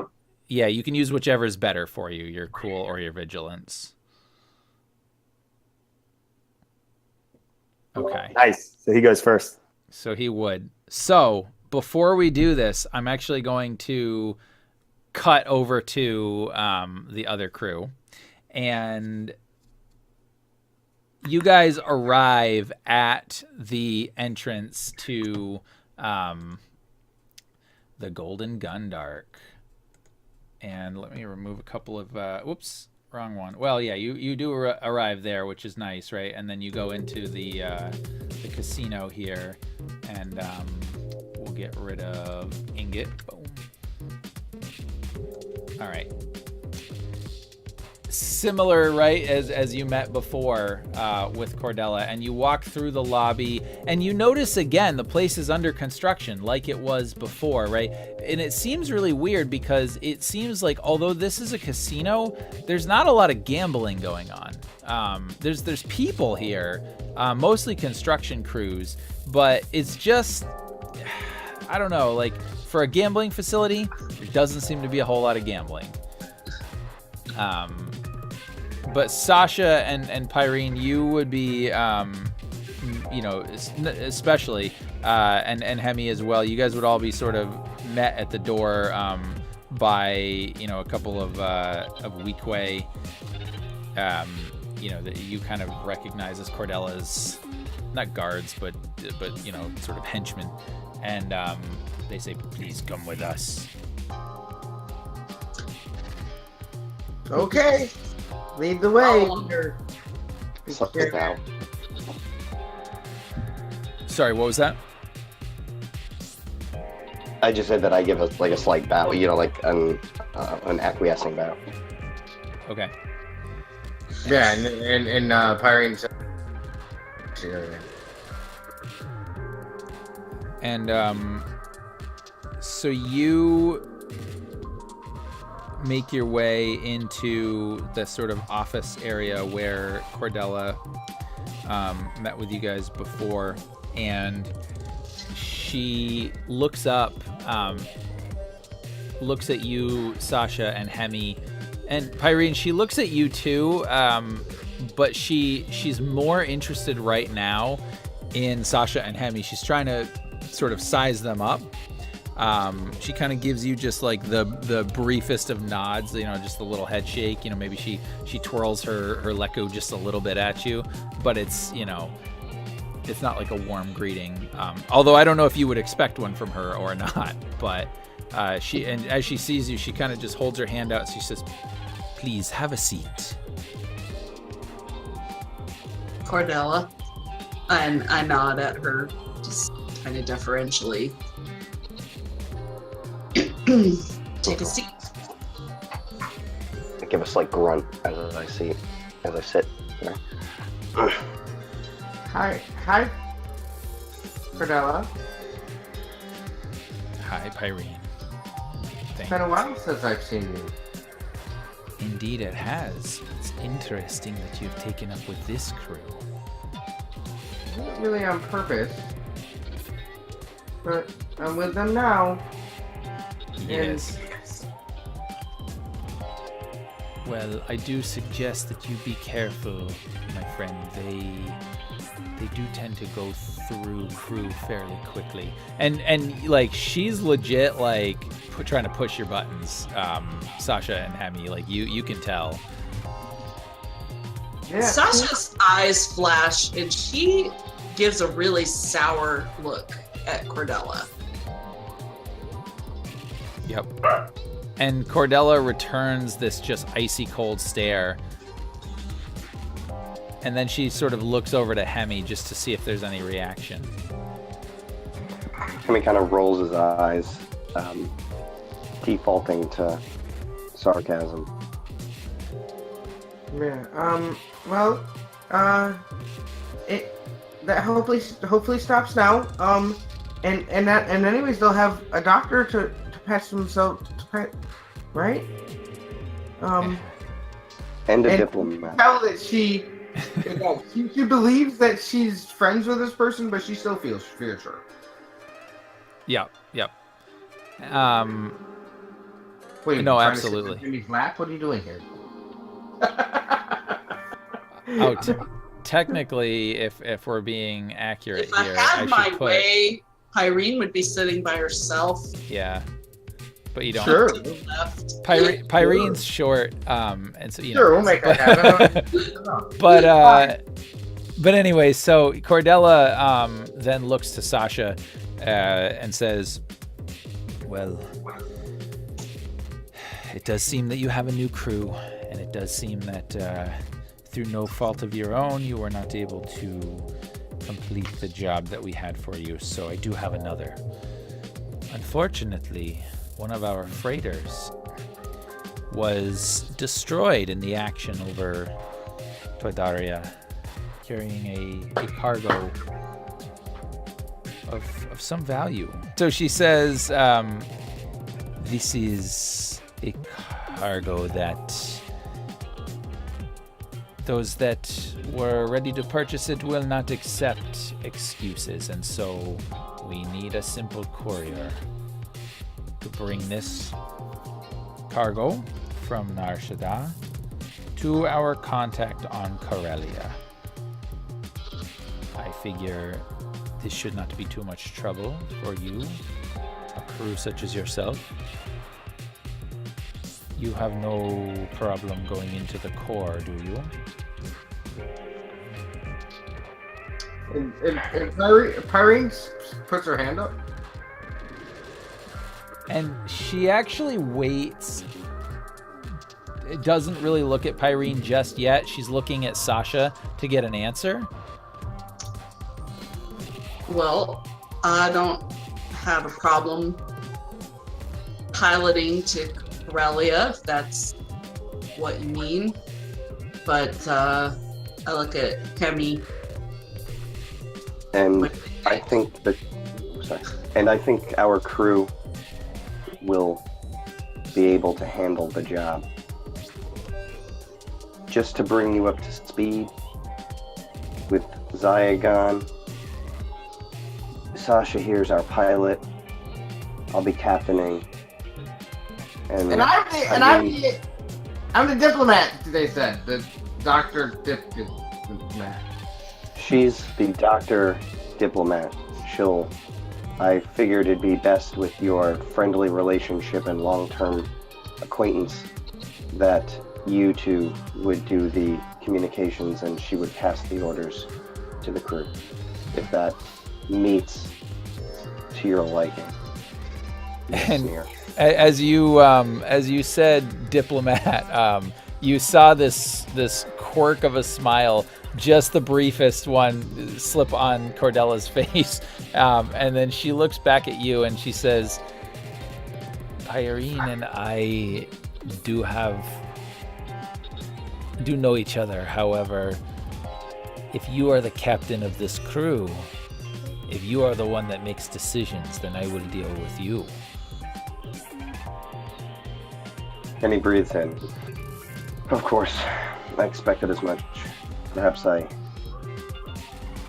misunderstood the nature of your relationship. I apologize. Long drawn out. Yep. Like you're pulling it from him. Yeah. It is of no consequence.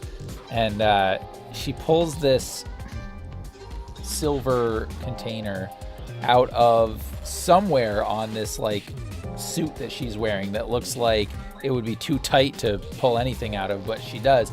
And she opens it up and you see this row of black cigarettes, and she pulls one out and she lights one. And you can tell these are death sticks. Actually, no, I'm sorry, they're not death sticks.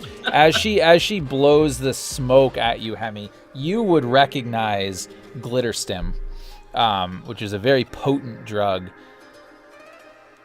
And she kind of takes one puff on this Glitterstim cigarette, and she's just sort of holding it there. And she pauses for a moment, and then she says, "This cargo must make it to Corellia. If you encounter any Imperial trouble or any trouble with the Corellians themselves, I take it you will be able to act accordingly, but you must not fail. Is that understood?" It is. Very good. Now, may I ask you something? Indeed. Do you have any contacts or employees that could perhaps part with a data plug for the purpose of legalizing our craft? We are trying to avoid Imperial attention after Toydaria, and it's not been going well. So I'd like to clean up my ship's papers, if you know what I mean. Yep. And she sits back for a moment in her chair, takes another drag, and then she says, "Yes, I know someone that could help you.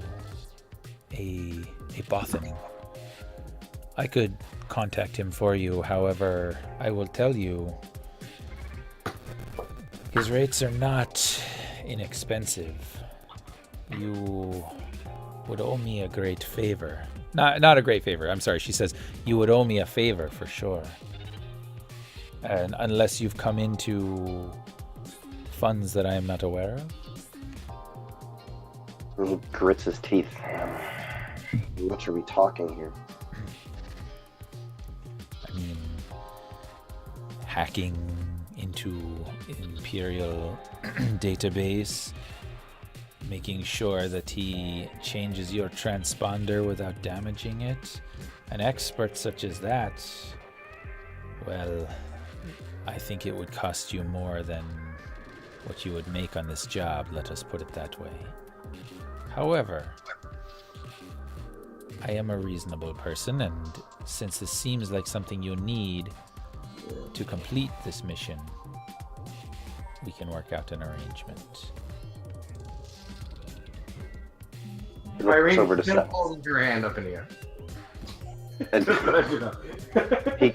So Hemi kind of looks over to Sasha, but he kind of pulls back. He realizes he has to answer the question on his own. But as he does, he kind of sees the hand, and he kind of looks down at Pyrene and looks up to Cordell, just kind of like, like lifting the eyes, like kind of like, do we want to hear this? You're sort of doing that to Cordella, you said?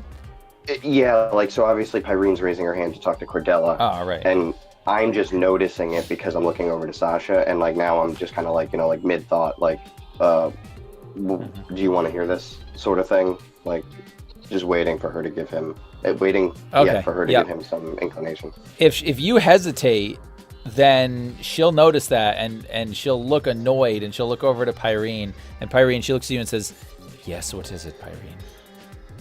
So wait, now here's my question. It's just that they why can't I be the liaison between you and them? Says, It's like she doesn't understand. You know what I mean? She doesn't know about all the legality of all this. right. Pyrene, this kind of work is not something that your training has equipped you for. I believe that it is more prudent to speak with the captain of your crew, as he will be the one ultimately making the decisions, no? I guess. So I'll just stay on the ship and just pack people up. She looks dejected. And then she just returns her gaze to Hemi. And we'll take the arrangement. Very good. Then you will want to stop by the Slag Pit, the local bounty bar, maybe gambling den, not quite as well as this one. Lowest levels of the Corellian sector. I'm sure you can find it. There, you will want to ask for Salix. He is the bartender. You tell him you need the Corellian special. He will know what that means. He will make sure that you receive your cargo. You return it to your ship, and you'll be on your way to Corellia. And she passes over a data stick, and she says, you will find information in here for the contact that you must meet on Corellia, as well as a little seed money to help you along your way.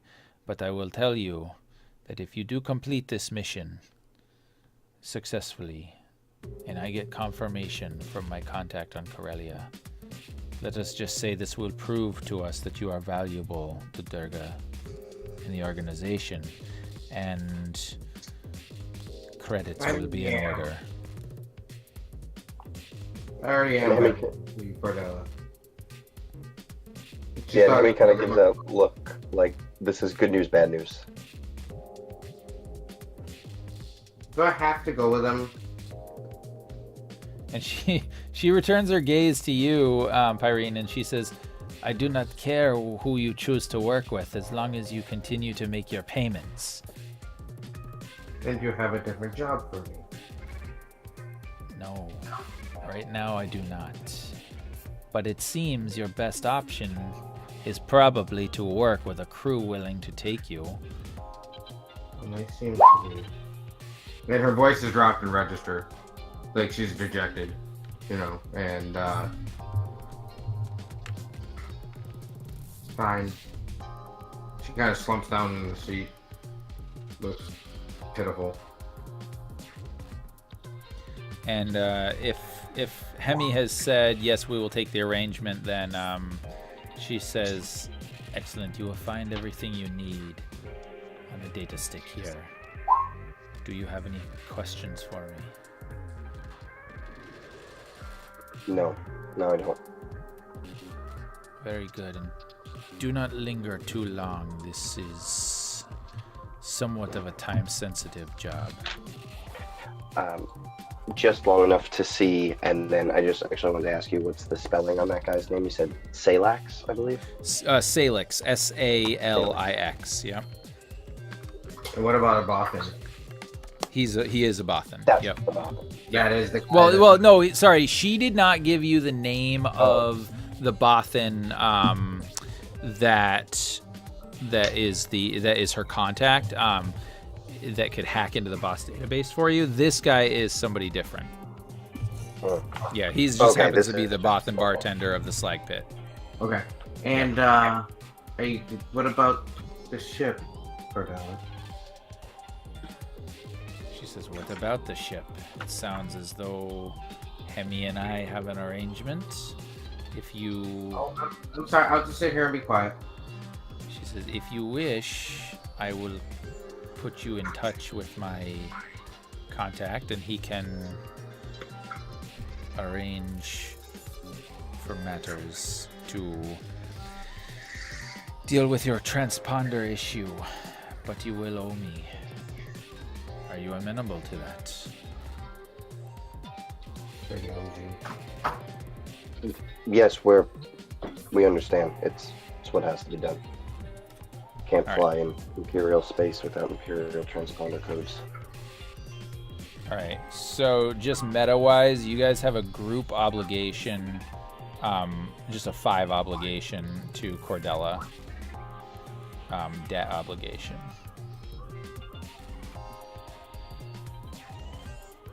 For that.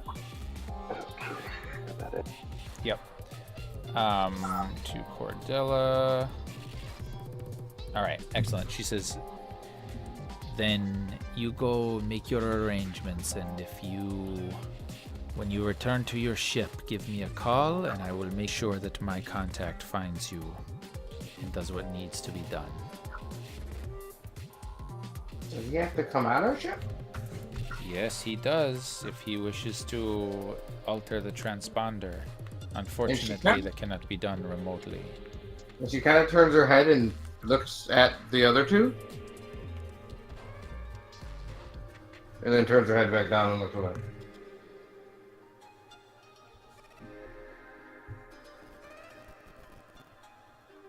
And Hemi registers,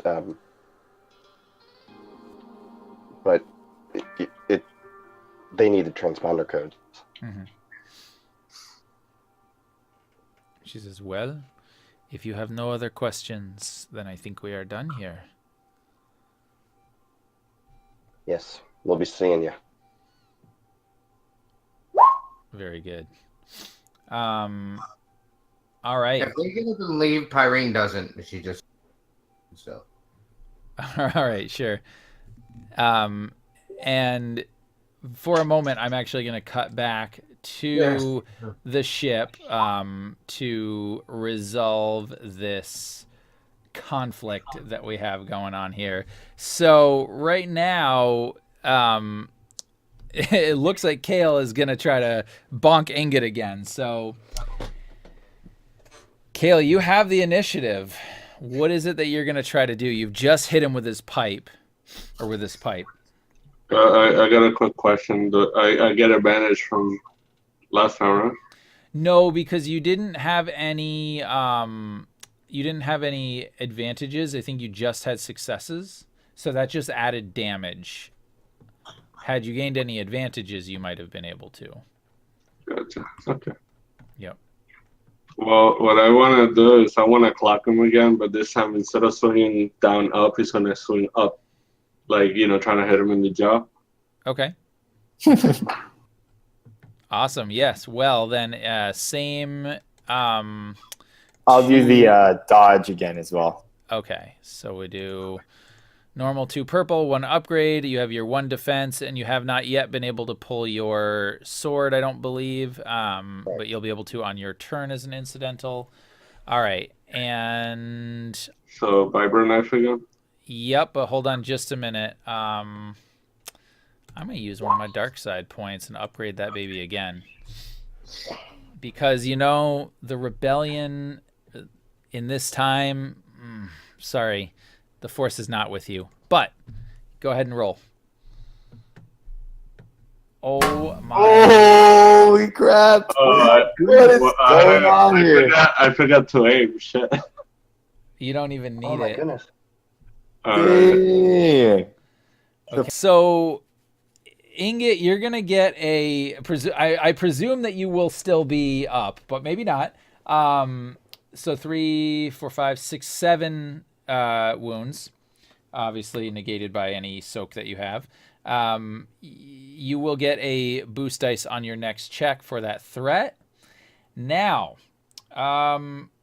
if you want, Kale, you can either use that triumph to activate a crit. Roll crit. All right. Flip 1 destiny to dark. Okay. All right. So I think then, that he just and like smashes you, these joints or whatever, and you're starting to like a little bit. So I'm at 4 of 13 right now. Oh boy. All right. And Kale, you do have a couple of maneuvers, or at least one maneuver if you want to try to move. Well, what I was thinking is I want to move, and then I want to take 2 strains and take cover. Okay. All right. So I'm a little Just close the door. That's fine. So, yep, go ahead and take the 2 strain. You've kind of moved past Ingot at this point, and you've kind of positioned yourself, between him and some like engine components or something. So that'll give you a. Well, when I moved, I was trying to get far enough where I can try to get into a room, so that way later I can try to. I'm pretty much going to try to get an actual weapon. So I don't think you would be able to move unless you wanted to spend the strain to take like a double maneuver. You could do a double move. You could do that. You would basically be moving up to about right. Oh no, sorry, you guys are on this side. So right there to the port cargo hold, which is also the meat bag treatment center now. Gotcha. Yeah, I'll take the strength to double move and just get as far as I can from him. All right, I'll put these guys on here. Let you guys actually have some tokens here. All right, so yeah, you've basically moved from like engaged basically into like short range. But Ingot now gets to take his action as well. Whoop. Make you a little bigger here. So Ingot, what are you gonna do? Oh man, okay. So this is gonna go down a little different, but he play out a little different than I thought. I am going. Just wondering, does Kale have any range defense that I need to use my precise aim on? I don't believe so. Let me double check. No, because he was the pre-gen from the Age of Rebellion beginner game. So no, I don't think he's got any defense. Okay, so I'm going to quick draw. I was going to draw my Vibro Sword because he was in melee range, but in range now. So I'm going to pull out my E5 Blaster Carbine, ready that. And then I'm going to double aim. So I'll take 2 strain extra. Oh, boy. And do you want me to add the boost die, or do you want to add? No, I'll add them. So you got 2 boost dice right now. Yep. I think. And then. So you're not moving at all, right? So I think he went from. He's in short, right? Yeah, he's in short range. So you get 1 purple there to boost. I think you get actually another boost because of his threat last time. So you got 3 boost dice. I'm going to upgrade once to make it a little easier on poor Kale. Okay. Yep. And oh baby, a blaster Okay. carbine. Here it goes. Let's do this. And then I'm gonna absolutely love it. This is interesting. So I am going to use the light side point you gave me for my where is it at? Targeted blow, which is after I make a successful attack, I may spend 1 destiny point to add damage equal to agility. So that's 3. Unfortunately, in this case, you can't, because you can't use a light side point in the same round that you just got it, since that was the only one you got. Yeah. That's right. Okay. So then negate it. So it's 10 damage, but I have a crit. Sorry, 3 advantage is the crit. Yep. The triumph is a second crit, or plus 10, plus my 2 lethal blows. So that's plus 30 on the crit. Okay. Fearsome wound. And so what that means is that it increases difficulty on all presence and willpower checks by 1 difficulty die until end of encounter. Ouch. Brutal. And you take, was it 10 damage? Yeah, 10 damage. So reduced by your soak. Does that go on my strain, or that goes to my wounds? That goes to wounds, because I assume he was not using stun. Good. Brutal. All right. So that happened. Ouch. And I'll roll over the advantage for a boost die on my turn. The last advantage. Okay, fantastic. What about that despair? We never did anything with that. Not yet. And I'm going to hold it for just a minute. Kale, you've basically just been shot in the back here, right?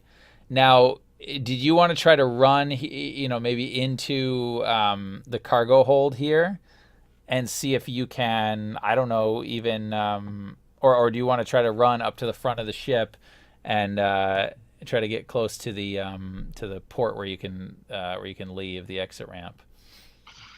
Yeah, I want to get the hell out of there. Okay. So if you want to go ahead and run, you can make it up there. It's not super far. I mean, this is a small ship, so you'll get there. Now, Ingot, when you as you're running along, you start to you realize that he hit you pretty bad, and like some of your servos are starting to like lock up. So you're leaking oil and fluid and whatever, and this is slowing you down, and so your joints are all of a sudden like it was a wound kind of to your torso area, but all of a sudden you feel like your knee joints and your whatever locking up, and so you get to a point where you're like at the engine compartment and you're only able to like barely put one foot in front of the other as things are starting to, you know, sort of freeze up on you. So that's the despair. Gotcha. And so you realize you're not going to be able to catch him, at least without some kind of repair. And Kale, you, if you want to, you can get off the ship. I think he's gonna run to the cockpit and try to lock himself there. Oh man, could he leave the ship? Yes. Will he? No. Oh my God, guys, he's gotten into your cockpit. Okay. And so this is the thing. He would run away, but he don't know exactly what's going on because, you know, what happened last game and him waking up in the ship. So, plus, he kind of trusts Hemi, so... Yep. All right. So Worst you make it prison into... guard ever. Just Yeah, clearly. ever. I mean... all things. You know, to his defense, like, he did get bonked twice with a big heavy pipe, like, you know. Door stays shut. Yo. Not ask him about Rebel Base. Open door when he agrees to tell you. Door stays shut. Well, you know, some people go with a smuggler that they don't know and get shot in the stomach. Others open doors on a prisoner. Who knows what might happen in a galaxy far, far Not away. that anybody would ever throw that. Now I have two things I can throw in your face, which is great. Not Hemi specifically, but and so I'm never hearing the end of that one. No, not yet. It's too good. I love it. We'll scene wipe again. Back to the casino. And as sort of Hemi and Sasha are getting up to leave, you notice Pyrene is... Whoops, did I not put this... Yeah, there we go. You notice Pyrene is still sitting there. And Corellia at this point is kind of just looking at you, Pyrene, taking a drag on her cigarette. And then she kind of offers one to you, assuming that you're not going to take it. And I think that this might have been a thing that she does. She always, like... She's very comfortable with displaying her vices, and when other people don't partake of those vices, she finds it amusing, especially for those that she knows likely wouldn't. But what do you do? No, she doesn't take it. Okay. And then she kind of cocks her eyebrow and she says, "Do you have something to say, Pyrene?" And she looks over her shoulder. Are the two of them out of earshot? I don't know. Would Hemi and Sasha leave, or would they wait when they see Pyrene waiting? I was actually thinking that. I would pause, Sasha. Yeah. I would look at you. Yeah, and I'd be pausing and kind of looking at Pyrene, because at this point I'm a little concerned that she's gonna actually do something to cause us trouble with Corellia. In her naive, you know, her naive way. And so I look at you again, and then I look back at her, like, should I grab her? Hemi might be naive in his own way, but like his instinct at first, he pauses, looks at you, and then he just kind of shrugs and is gonna go leave. If he picks up on he would just kind of shrug again and think like no, why? She's a runt. What could happen? Pyrene, I think we should let Corellia get back to business. I'd just like to talk to my friend for a moment. Thanks. My eyes narrow at you, and I give you a real hard look, like, are you sure you want to push this? And she turns her head and looks back at Corellia and doesn't do it. And so I look back at Hemi and she's a big girl. Yeah, so then I would walk out of earshot at that point. Yeah, just go ahead and go with him.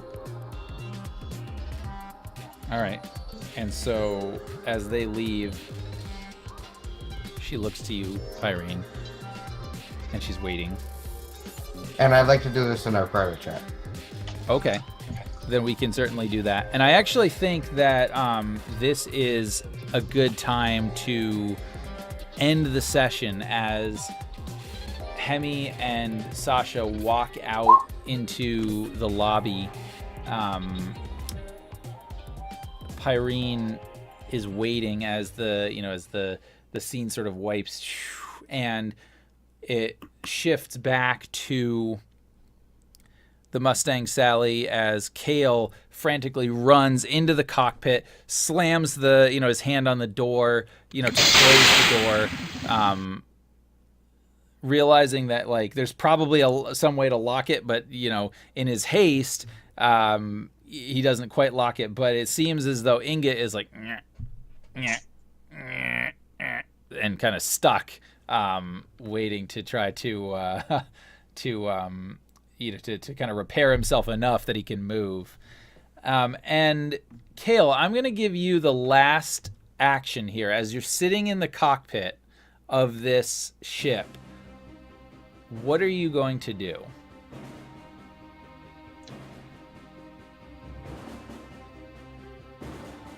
Give me a second. I gotta think about that.